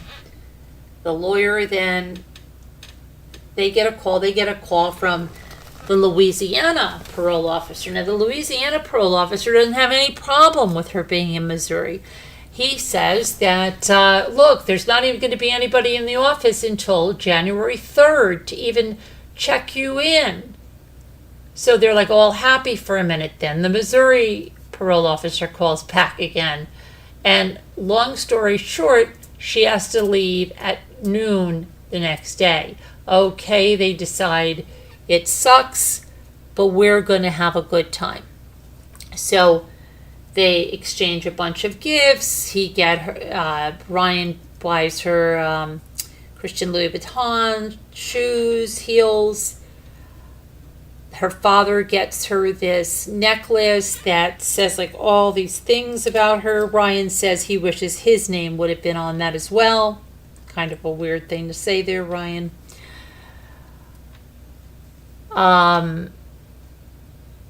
Her sister talks to her about birth control. At that point, Gypsy says she's not trying to have a child, but she wouldn't be upset if she got pregnant. Let's see. Her sister asks her, do you know if you can even get pregnant after all of the medical procedures, everything you've had done? And she says, she doesn't know, obviously. She doesn't know. So then we go to they have a little celebration, the father, I said, got her that special present. The sister says, I had my dad all to myself all this time. Yeah, it's good. Let Gypsy have some time with him, some special time with him. Then they show you that they have to leave. So they leave, they get a call she calls the parole officer. She says, we are on our way.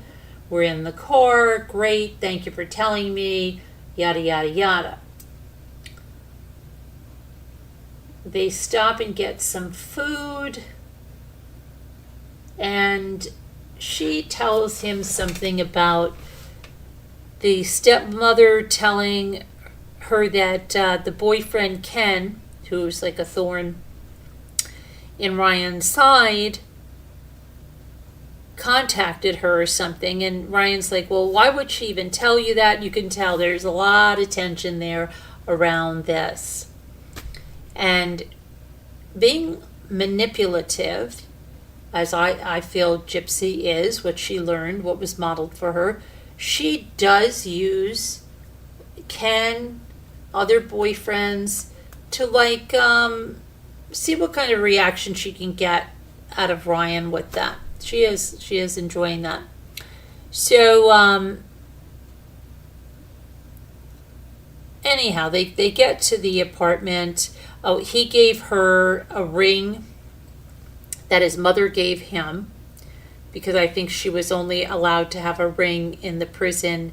I think the max value on it was $100 or $300, but I think it was $100.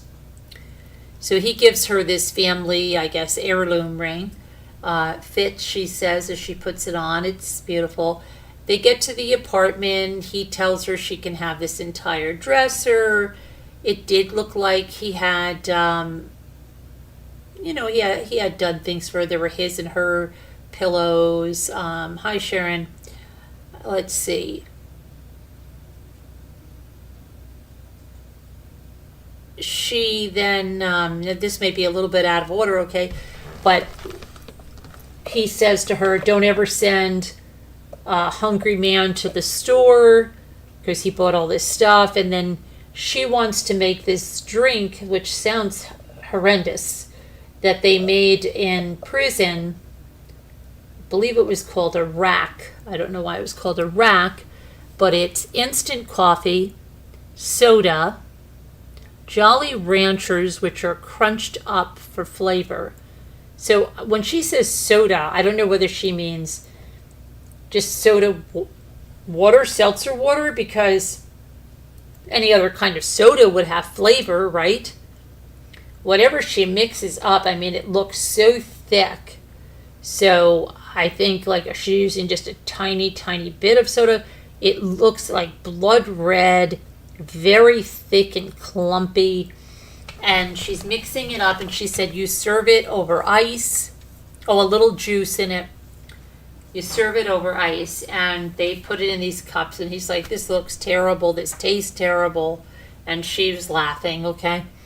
But she said she drank that every other day in prison. And then she was showing off some lingerie that she said that he had been buying her. And she said that she didn't even wear any lingerie, that she just... And they had consummated the marriage, and they had even consummated the marriage at the hotel, and then an encore performance at the Airbnb, and they asked her, oh, really, with everybody here? Oh, yes. And then, of course, every night, we are on our honeymoon after all, of course. Okay. We don't see Ryan's mother or anything like that yet. I don't know that we will. We then have her parents come over. I believe that's when the father says that Gypsy's never had a steak. He gets some ribeyes. He cooks them up. They have a New Year's. She gets dressed in the sequins dress, and Christy, the stepmother, helps her to put her makeup on, and says, she missed out on all this with proms and dances, etc., etc.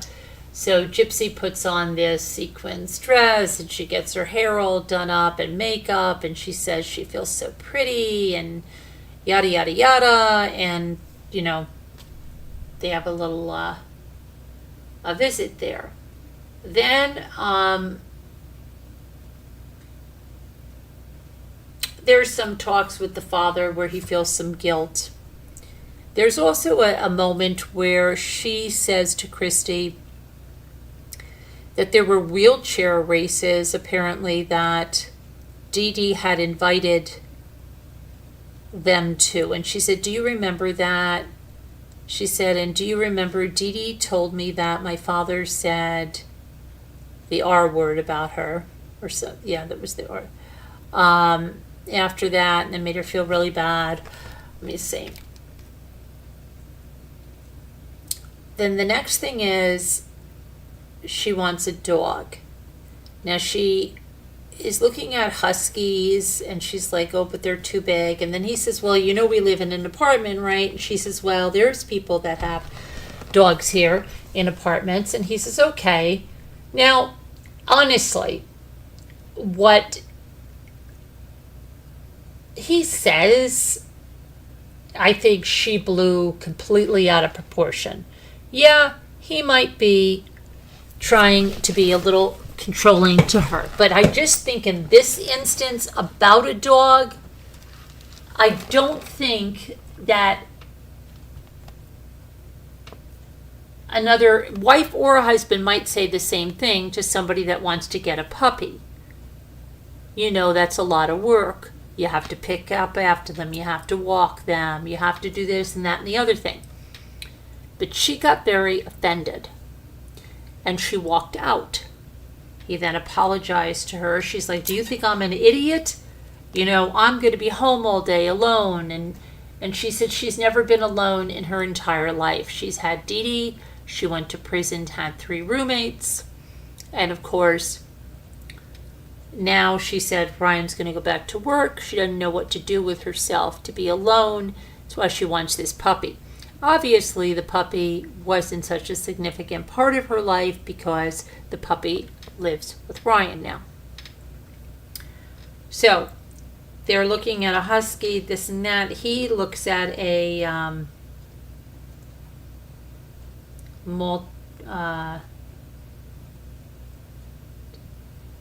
Maltese Shih Tzu mix. So, he says that's what he wants.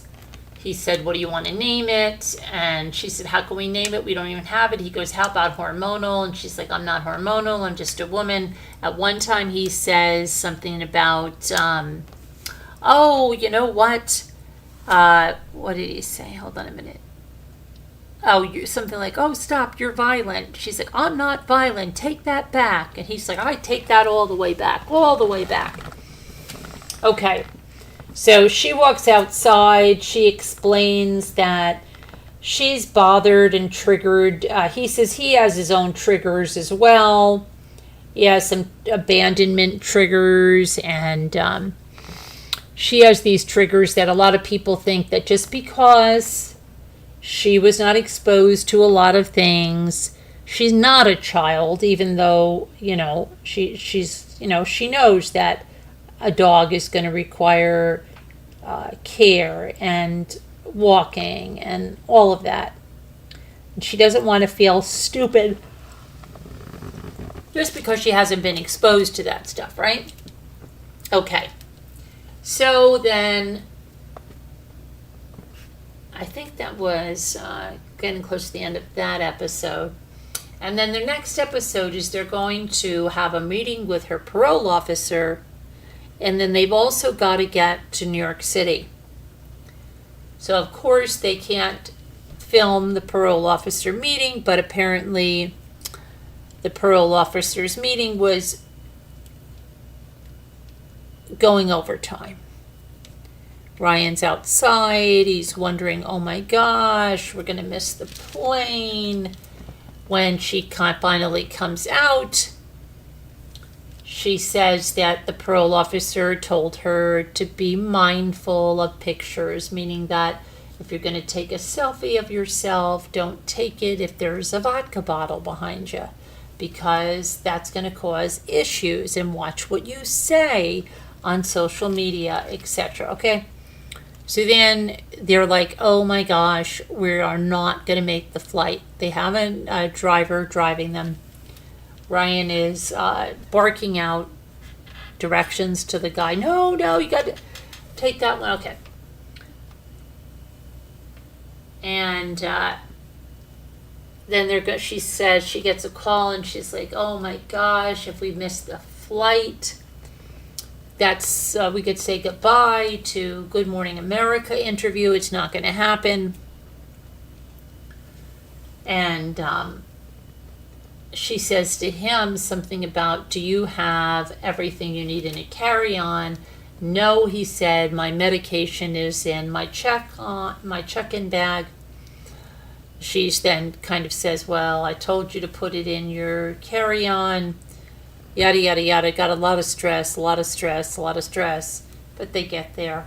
And then they're going to do the rounds on The View and Good Morning America, some other things. So that's where we are there. But then there's upcoming episodes where you see that the relationship is over rather quickly. And so the next one, I believe, is on the 24th. I think it's the 24th. So I don't know if anybody else saw this, if you had thoughts about this. I'd like to see the part where they get the dog. I'd like to see how she interacts with the dog. I'm wondering if she didn't want that dog because she wanted, for some reason, a husky. I don't know why she was, because her stepmother has like a Pomeranian. And I don't know, her stepmom even got that Pomeranian into the prison. They have a picture of it with her. But, yeah, I don't know. I wonder if that was something where Ryan wanted that dog and she didn't want that dog. I don't know. Pixie, okay? So, I don't know. I mean,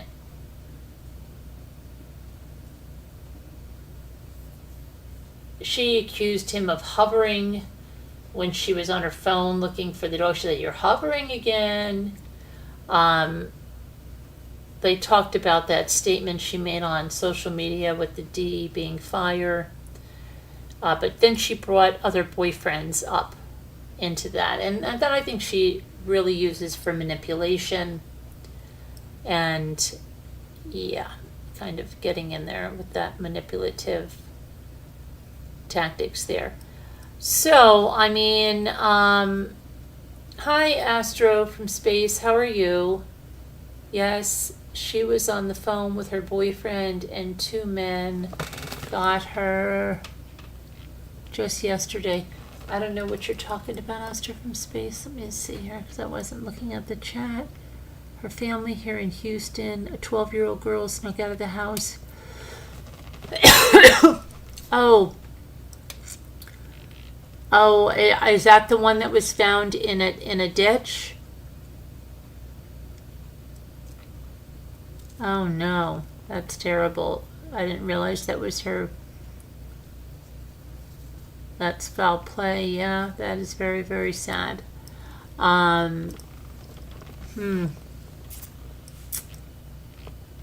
Interesting. That's very sad. It's happening far too much, right? Murder's not an answer. I don't know. Then these young girls, 12 years old. I don't know how old the boyfriend was, but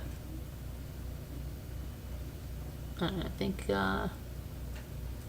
12 years old is kind of young for a boyfriend. But anyway, let's see. So yeah, we will be watching this play out. It looks like it's going to go through the divorce, the restraining orders, and everything that's happened since then. So yeah, did anybody else have any questions, comments, concerns? You can type them in the chat. If you did watch this, type it up in the chat. If you didn't watch this, you can type it up.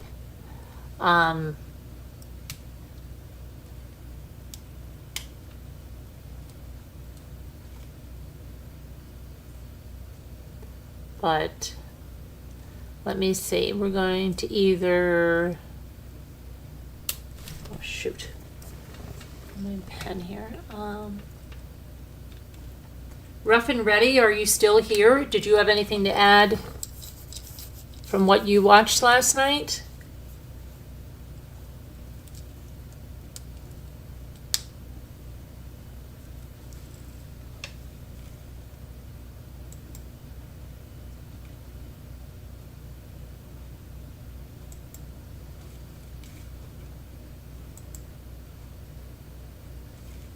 Hold on a minute, I'm going to...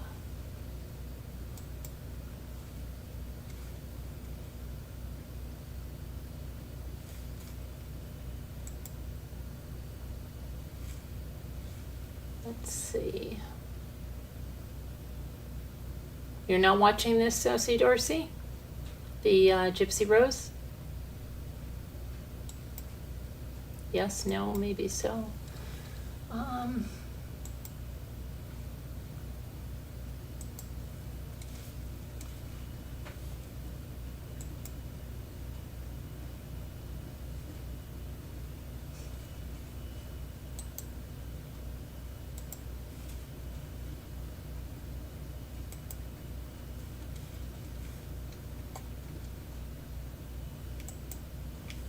Okay, so we'll see what's up. What's up?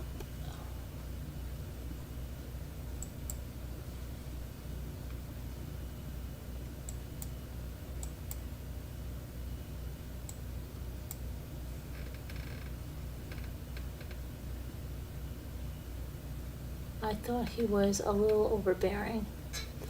Yeah, I mean, I know Kevin thought he was overbearing, but I think we haven't seen just how manipulative yet Gypsy is.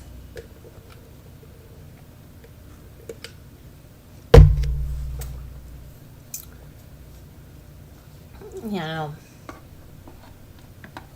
Oh, we also see upcoming episodes about her dental work and her facial surgeries, and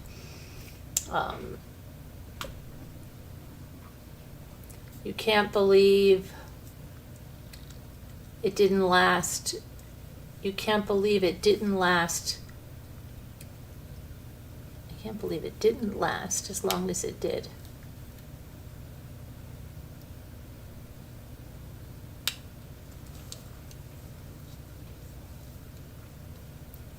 Yeah, I don't know. I know Margot fell asleep on some of the episodes, her marriage.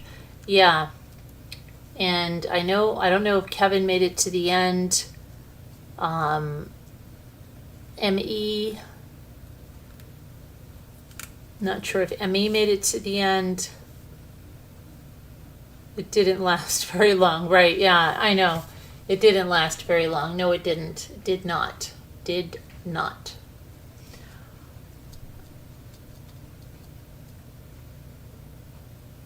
Oh, no, Emmy left? She, Emmy is a she.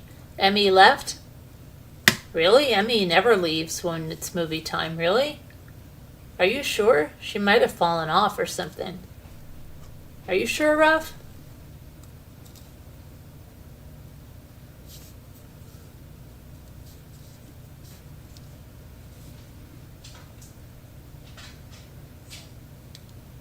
It was just me and M.E. Oh, M.E. was there. Oh, Kevin left? Oh, then Kevin must have gotten tired. Okay. Just you and M.E.?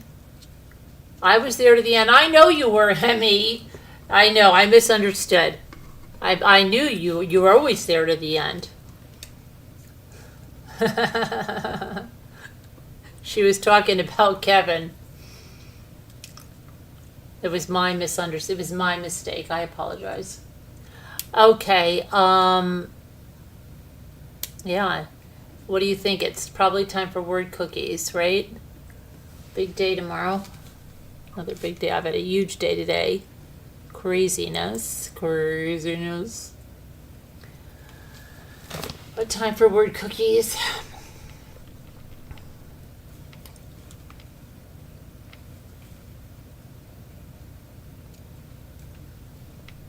I did fall asleep, Ruff. I did.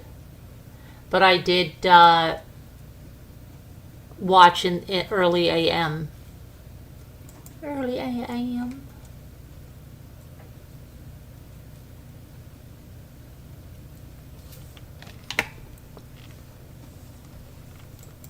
I know Kevin made it through 2 episodes, I believe.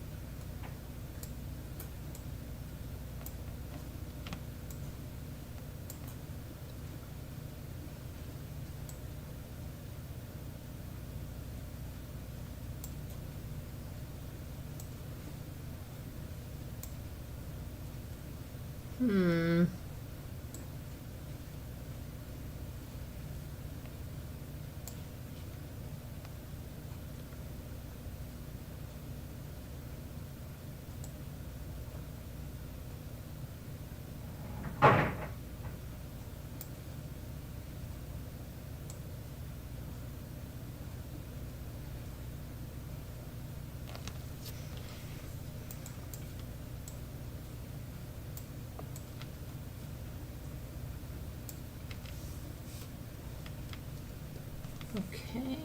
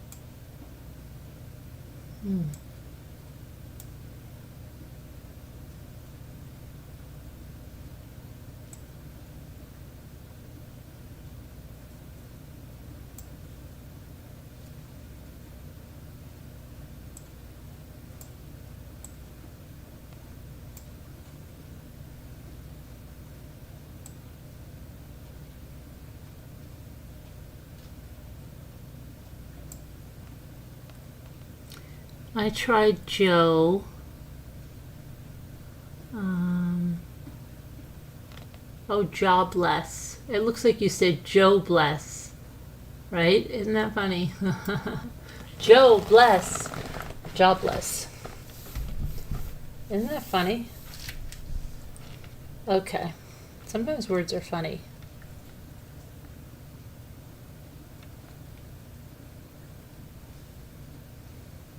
Let's see.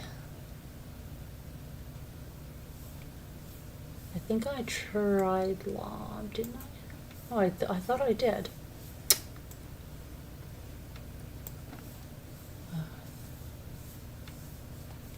Okay.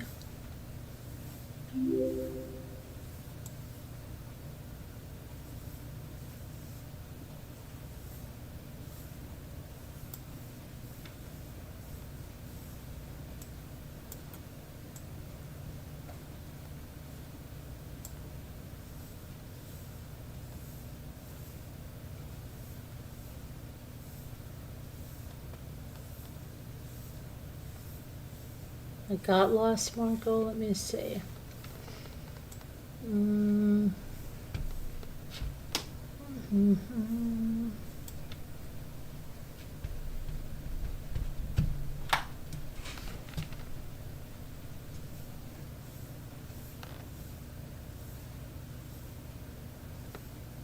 What do we got here? Yeah, hi creative, how are you? Welcome. Did I try lose? Let me see, didn't I? Yeah, it's right up there. LOSC. Yeah, it's okay.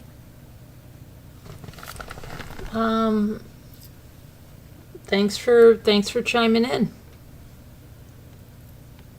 Oh, less, yeah. Less is more, right? There we go. Yay, we did it, the daily. We did the daily. We might have an advancement. Let's see.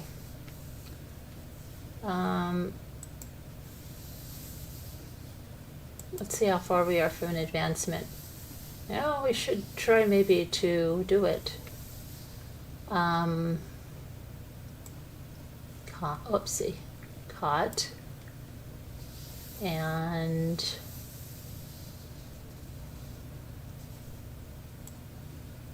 Q. Okay.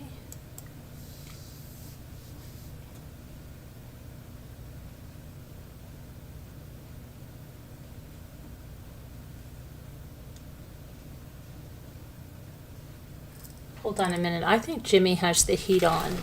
I have to go check that because we definitely don't need the heat on. Okay, it's like record highs.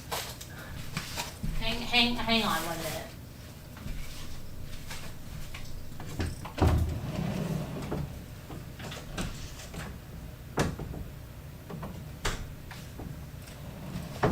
Okay, good thing. It's a good thing. It's a very good thing. I'll put my watch on the charger while I'm... What is that? And the clock struck on the wall. Okay, hang on a moment.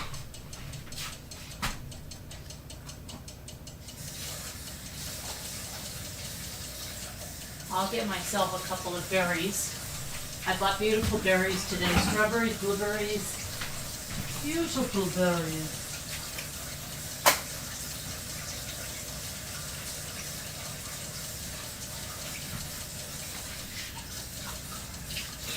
Okay.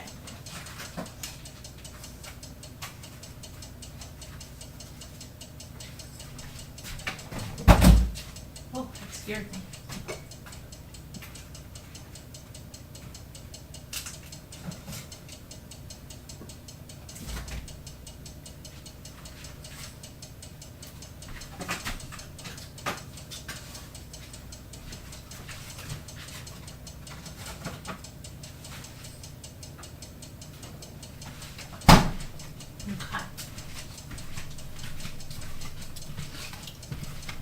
Oh, I gotta put my water over.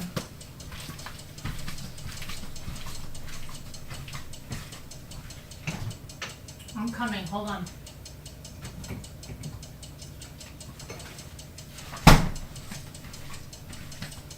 Oh, Sandy's gonna have a cooking show on Thursday.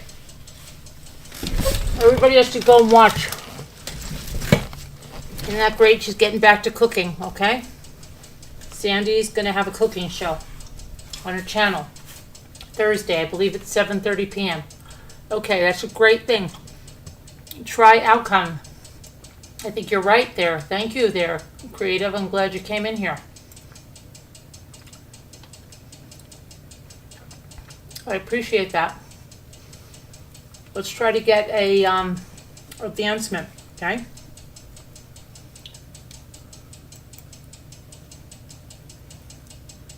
Okay, so we're going to go to level 17 now. Okay. You ready, creative?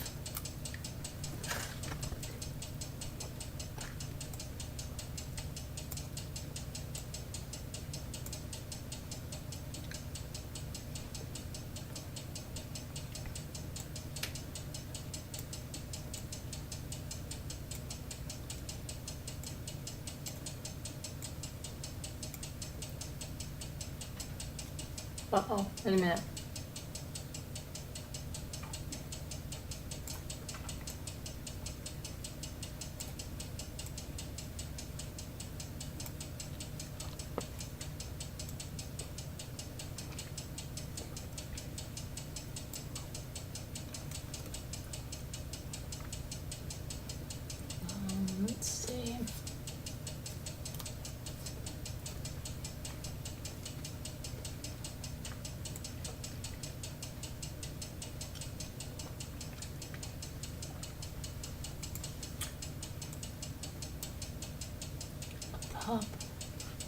Oh, use, right? Uses.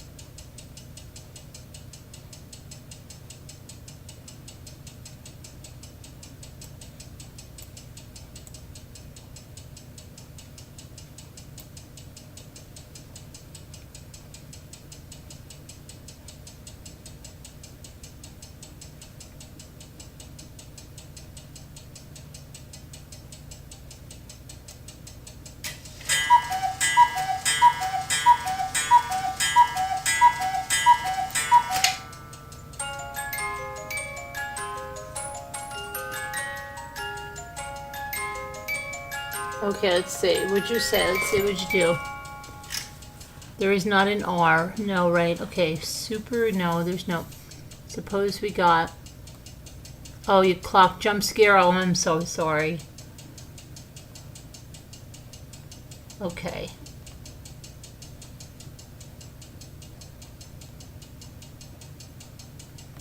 The Pope.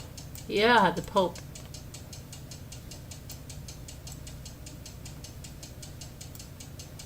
Okay, and the popes.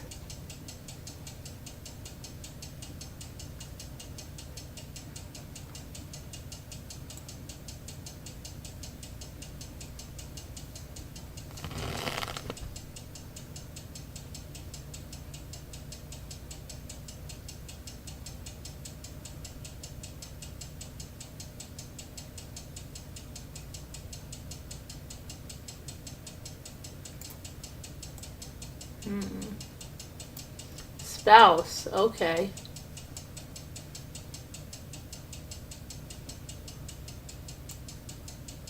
Spouse. And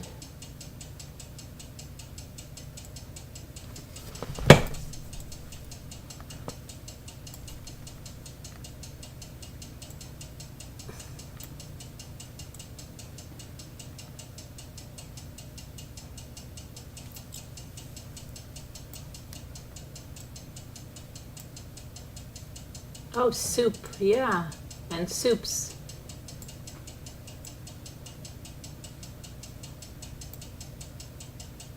Right, okay, and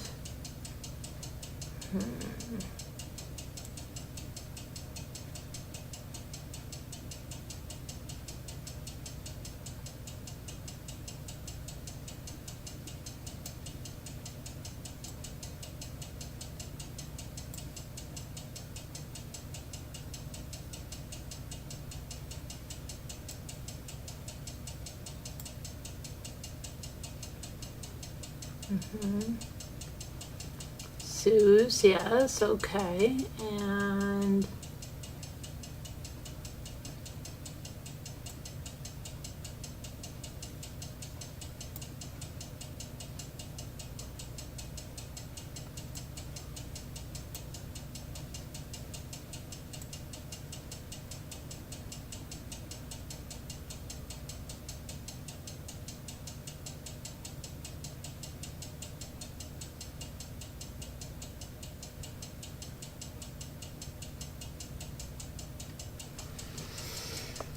let's see.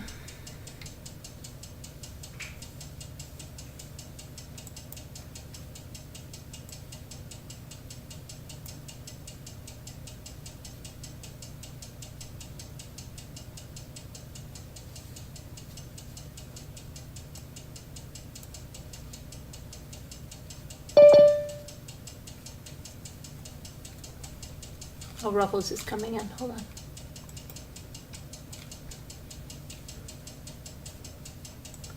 All right, what did this? Hello, Ruffles. Hello, Ruffles.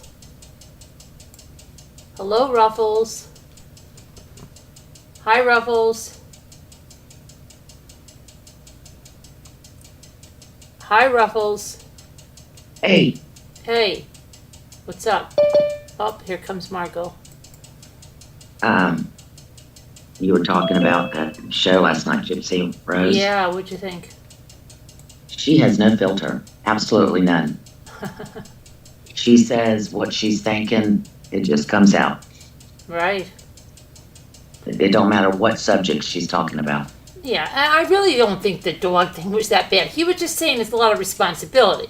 Some other husbands would be like, "Oh no, we're definitely not getting a dog," right? You know, I mean, Yeah. it is a lot of responsibility. They're in an apartment. I don't think really he said anything that was that inflammatory.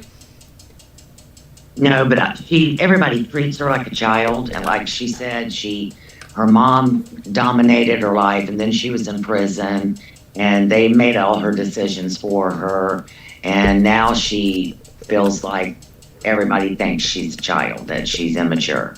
I Right. saw where she was coming from. I don't think it was that bad either, Yeah. but I saw it from her point of view and it hurt her feelings. So, Right.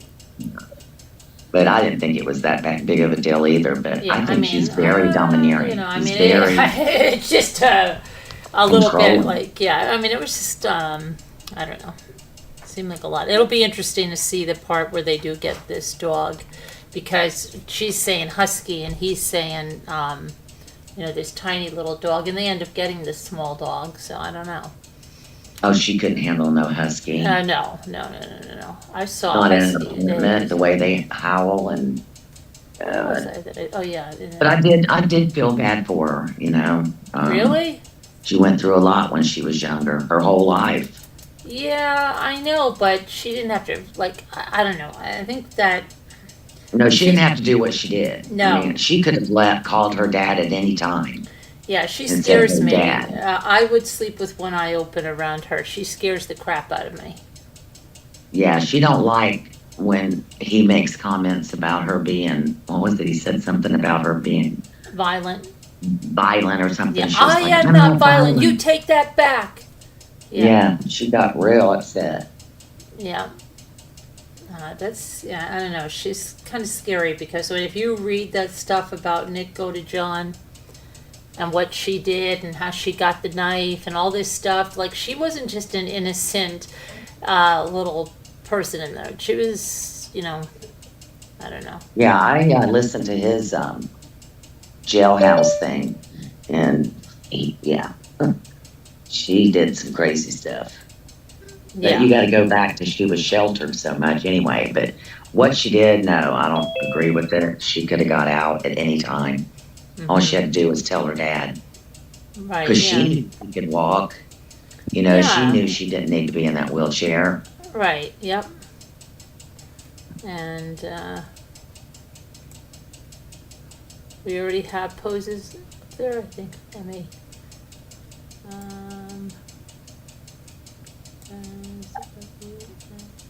Yeah, but I knew it wasn't going to last. Yeah. I mean, I don't think this one with this Ken guy is going to last either. Well, he already dumped her once. Yeah, I know. I think he's just in it, for. Fame and money. Yeah, it's hard now, like it's a double-edged sword now because I don't know. You think she'll make her 2-year probation without getting in trouble? I think she will, but I don't know how happy she is. Or, like, I don't know. It's just, I don't know. Who's on here? Margot? My Yes. hero, Sharon.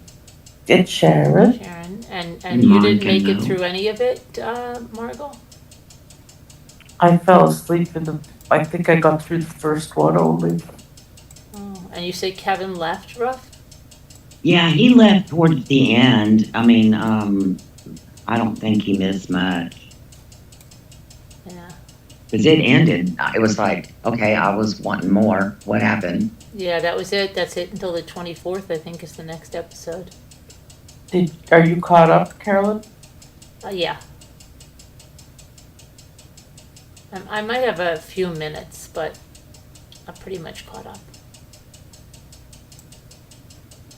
her dad and stepmom and sister really seemed to care a lot about her. Yeah. When her and her dad was slow dancing, it almost cried. It was so precious. And then he got her that necklace, and he said, I would like my name on it. I want my name on it. Yeah, why? That was from her dad. I mean, even Kevin was like, why does he want his name on it? Yeah, I know. That was kind of weird. Like, okay. I heard he lost his job. What happened? Does anybody know? He did lose his job? I That's what thought he somebody had was been a saying last teacher night. for a while, but I found out he had only been teaching very recently. He was in another job when he wrote to her in prison and talked to his coworkers. I forget what it is right now. I don't think it's something in healthcare or not. But yeah, that teaching job was very recent. Yeah, he was teaching special needs kids. Uh-huh. I think Kevin was saying last night that he lost his job. That he has another one now, but he lost his job right after she got out. Oh, maybe So, I don't know. maybe due to the, I don't know, all the stuff going around. Well, didn't they say last night when he talked to his boss that there had only been one parent complaint? I don't remember that. Maybe I missed that part. Maybe one Yeah, day. she called to see if he was coming back to work, and he said he'd be there Tuesday. And then when he got off the phone, I thought he said he wasn't sure how they were going to feel about it, but she said there was only one parent complaint. I could have sworn that's what I heard, All right. but maybe not. Maybe I dreamed it. No, it's. But if he treats them the way he treats her,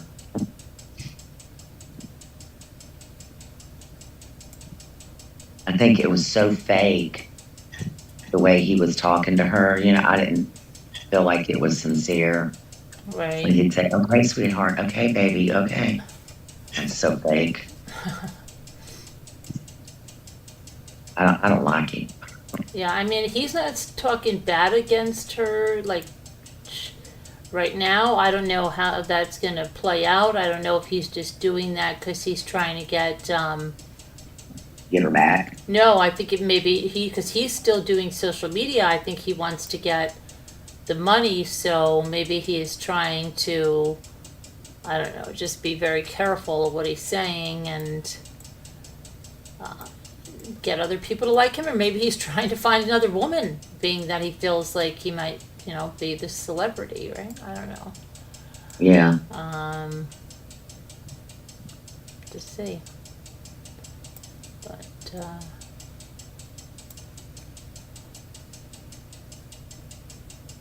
He kept saying how beautiful she was, and that's my wife. yeah. Well, he probably thought she was beautiful,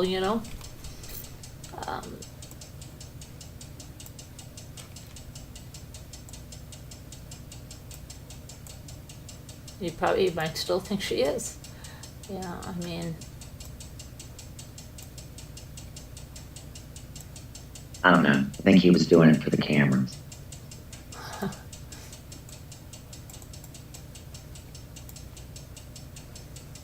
Just my opinion. right, that's all right.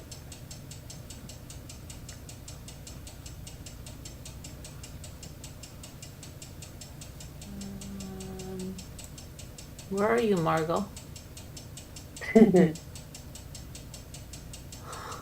little giggle. Sharon's here. I'm here. Okay. I said hi to you in chat, and you didn't say hi back. I thought I Well. did. No, you don't love me no more. Yes, I do. You know I do. Okay. But you didn't. I kept going up, she didn't say hey to me.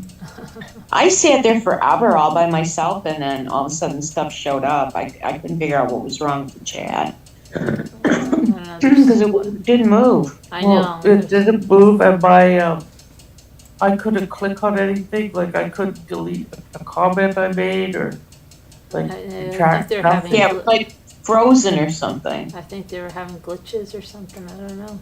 Maybe. I think didn't Bucky say, is anybody chatting? Yeah, because Yeah, I we think it just- was. we I couldn't think it was see held that. up. Note, noter. Toad. Toner. Tone. Toner.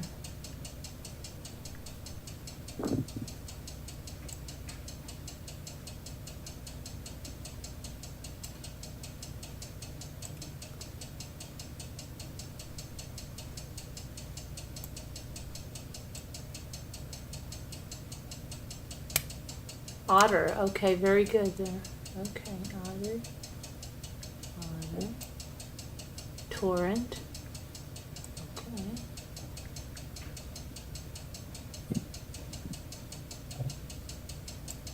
We have a new person in here, creative. You're doing well. Yes. You're not creative by Denise, are you? Why are you creative? Do you do crafts? If you do, you should come to one of our craft nights.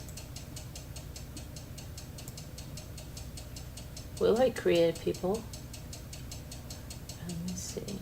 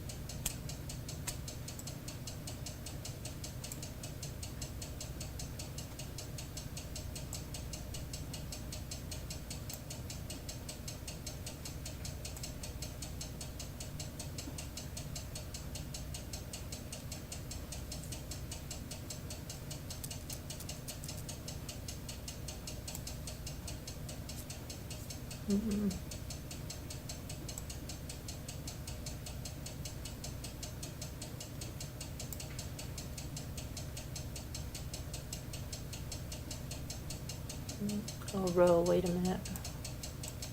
Row. Yeah, I tried it on, it wasn't there. Tenor, yeah, tenor was good. Okay, and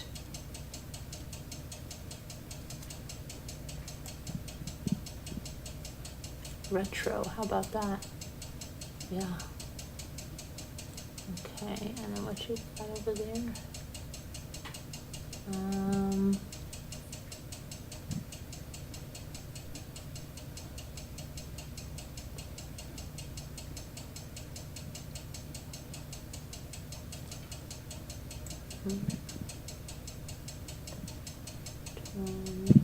T,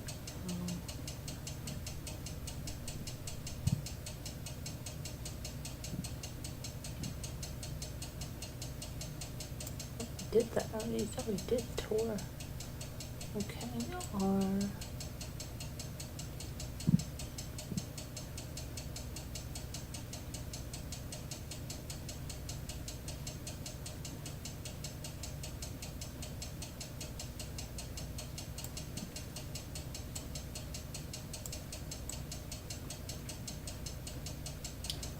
Oh, tent. Yay, we did a hard one, Earl Grey. And we're gonna get the advancement in a minute. This one, we're not gonna be Earl Grey anymore. after this one. And it's always gin. It's always there. We're back.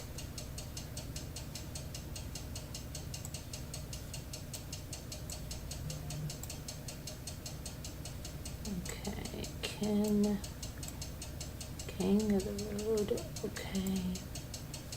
Back with a bang.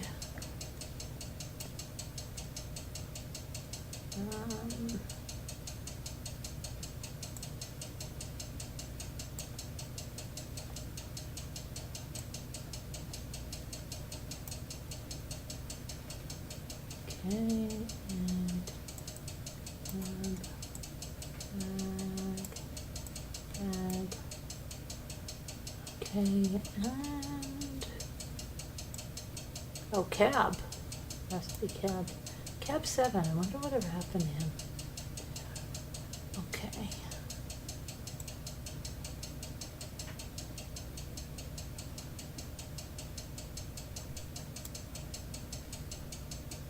G.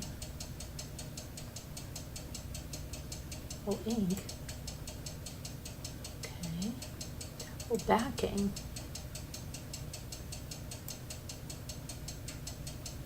Okay. Kin. Nab. Nag. Okay. Nag.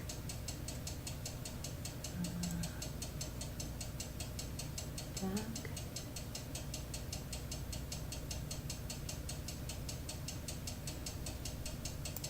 Baking.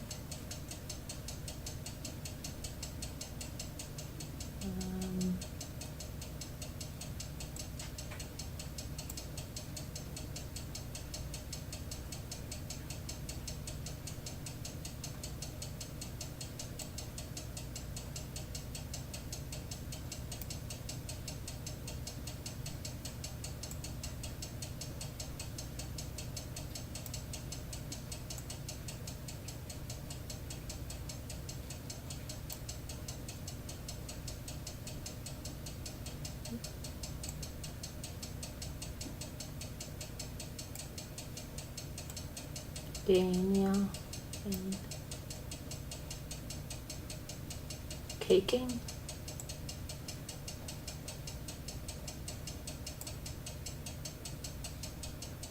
Okay.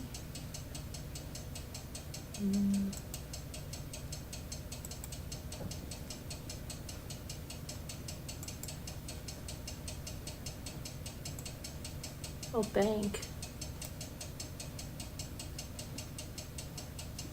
Okay, and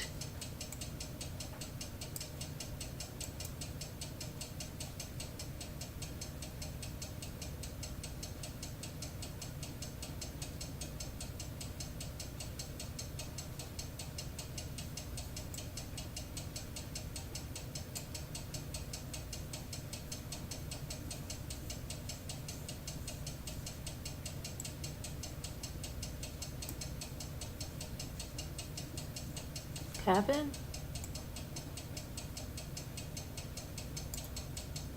Here we go. We got, now we're not Earl Grey anymore.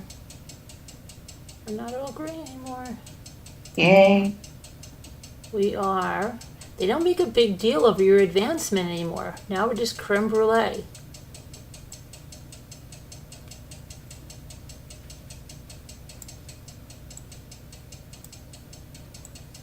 You color your hair? Did I? Yeah. A couple weeks ago, maybe a week ago. Why? Around my birthday. Does it look like you colored it? Oh, Looks good.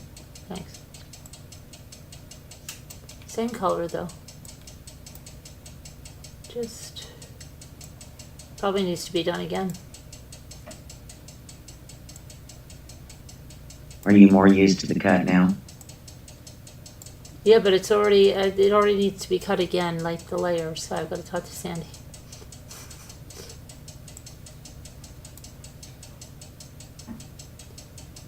Okay. She's gonna go, have a cooking show on Thursday. Oh, good. I know. Yeah, I wanna watch that. Yeah, me too. Me 3. I'm glad she's gonna go and do it again. Glad.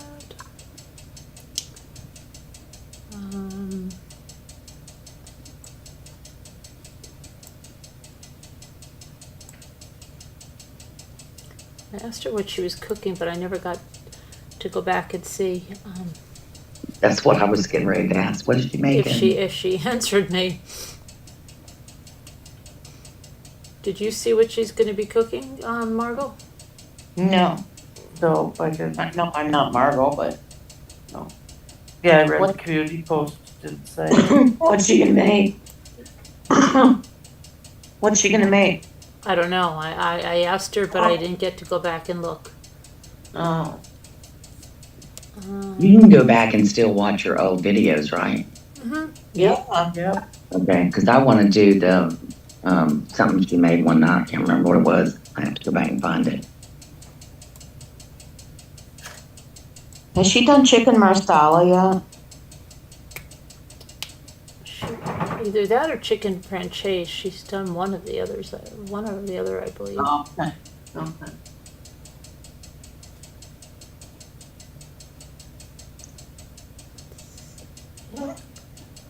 I want to know how to do marsala.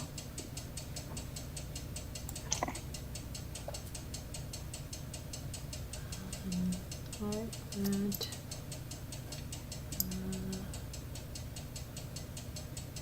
I want to make the stuffed cabbage rolls. Oh yeah. I might have to make those because Jimmy was telling me that when Ethan and I were out today, he sent Luke to the store with his friend to get lettuce, tomato, onions, and rolls, and they came back with lettuce, cabbage, tomato. Oh, Yeah, they came back with cabbage. Yep. Oh, I love cabbage. I do too. But her trick about putting it in the freezer. Mm-hmm. Yeah.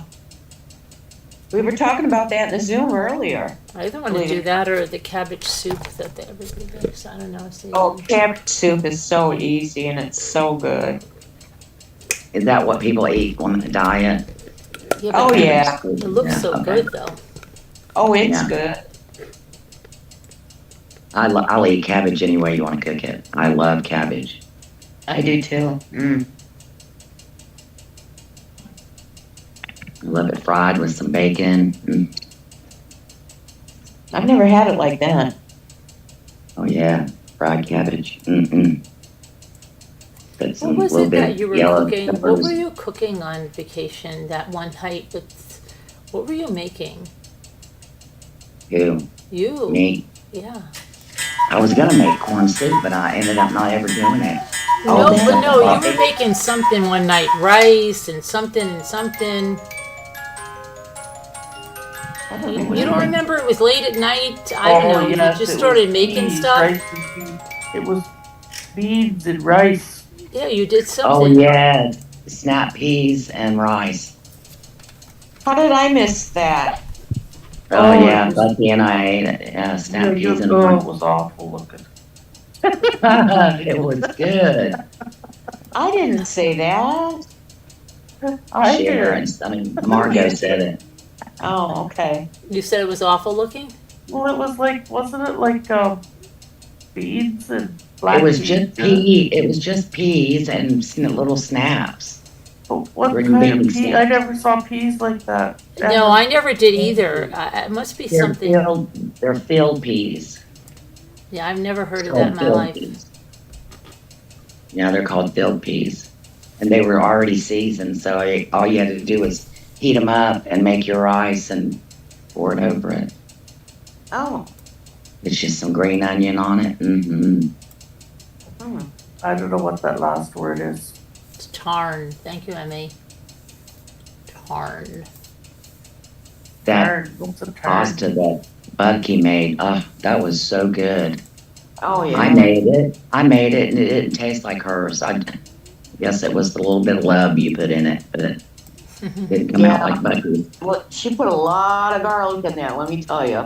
Oh, my Yeah, there God. was. I used, instead of the, I used minced garlic that I had, but I used olive oil, and she just used vegetable oil, and I think that was the difference. Well, no, you're supposed to use olive oil, and it's olio Yeah, you olea. used olive oil. It's olio Yeah. olea, and you use the olive oil. So it wouldn't have been the olive oil. because she didn't use olive oil. I know, She but just used- the recipe is for olio, is for the olive oil. Yeah, I had extra virgin olive oil, and Yeah, that's what but- I used. Yeah, I mean, I don't think that would have been your factor unless,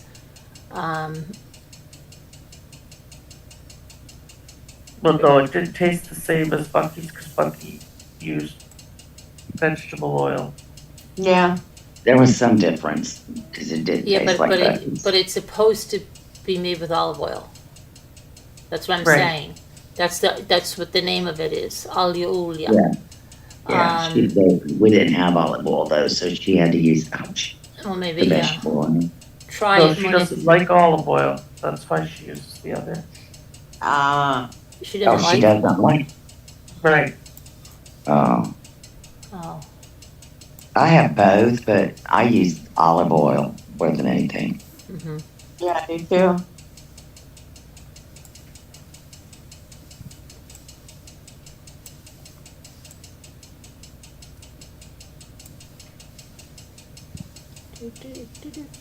Album. No. Oh, I heard from Lacey. Oh, did you? Oh. Yeah, she's been working a lot and going out of town, and she said she's just had a whole lot going on. And yeah, because I had been messaging her, I was starting to get worried. And she called and said, "I'm sorry, I've just been working, and well, everybody's been asking about you." Mm-hmm. True. She wants to go on next year's vacation. Come on. Yeah, she said, "You guys, it looks like you guys had so much fun." I said, "Oh, we did." Yeah. Yeah, we did. Boa. No, Boa's not there either, huh? Let me see. A go. That's there. Then lab. No?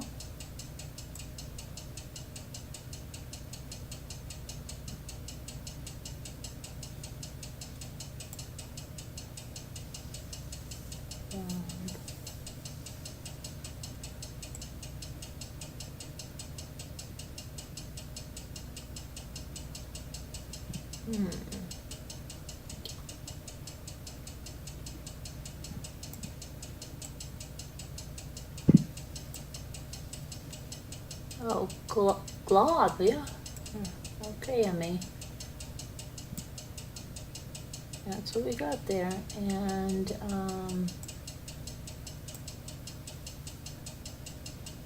oh, no, it's too late for blog, but we can put it in there. Uh-oh. That way. How about that way? Let's see. Glob, what else did you say? We need one more.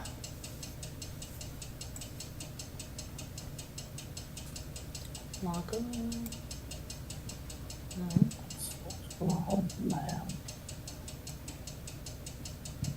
Glom. Nope.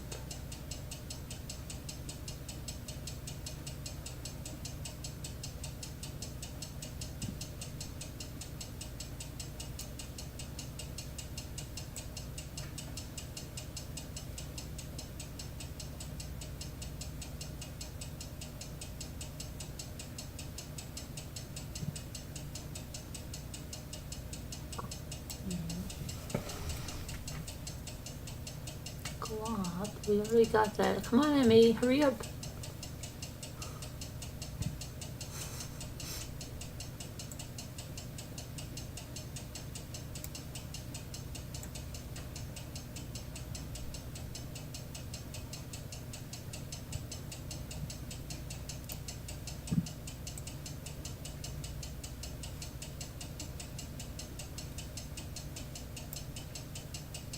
Emmy, come on. I got the 4-letter one, but I don't know what the top word is. What's the 4-letter one? Goal. Goal. Okay, I forgot that. I didn't even see that we didn't have that. Um,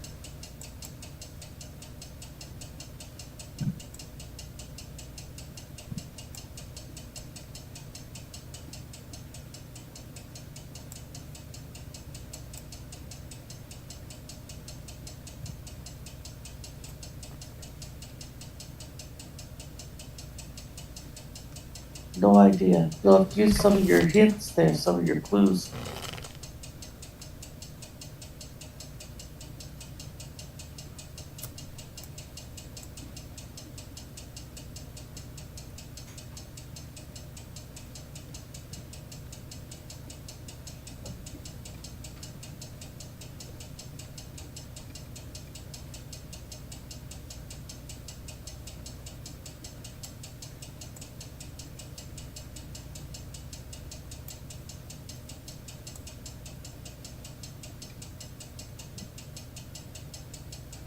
Use one of your wands. You only have 5 billion.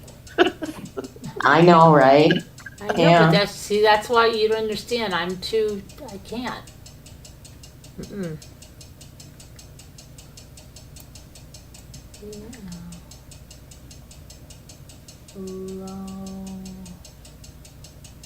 Low mug. No.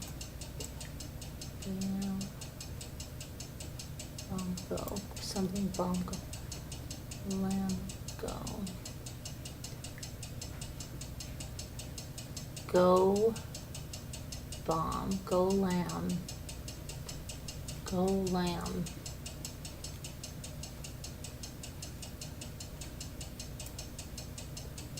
Go bomb. Lab. Mog. Mog lamb. Mog lab. Lab.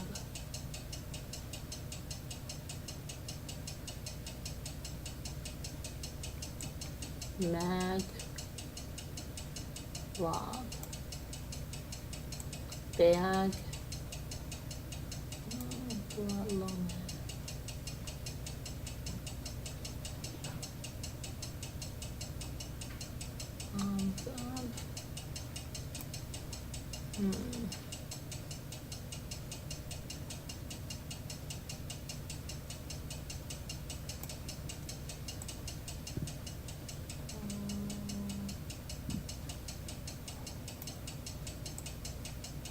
Go ahead.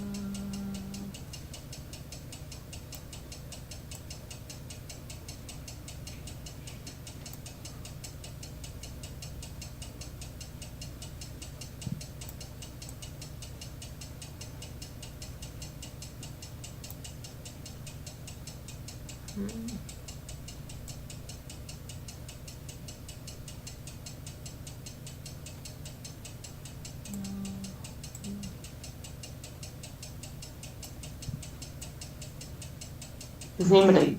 Oh no.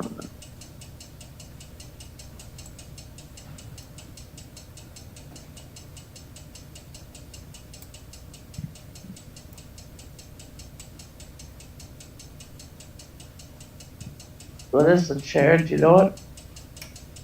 No.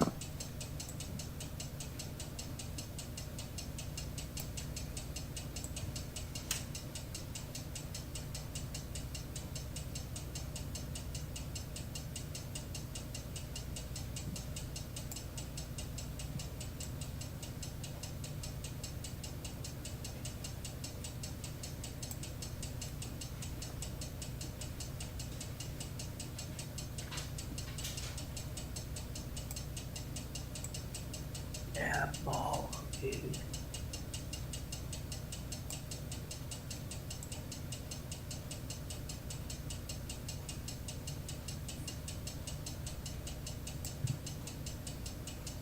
Oh, Marty, you're being a hog. There we go. Gamble. Gamble. Okay. I'll call that's it for tonight. Thank you everybody for coming in. We'll see you tomorrow. Another day. God bless, prayers, and be good. Bye, everybody. We'll see Okay. you. Good night, everybody. Good night. Good night. Good night. Sleep time.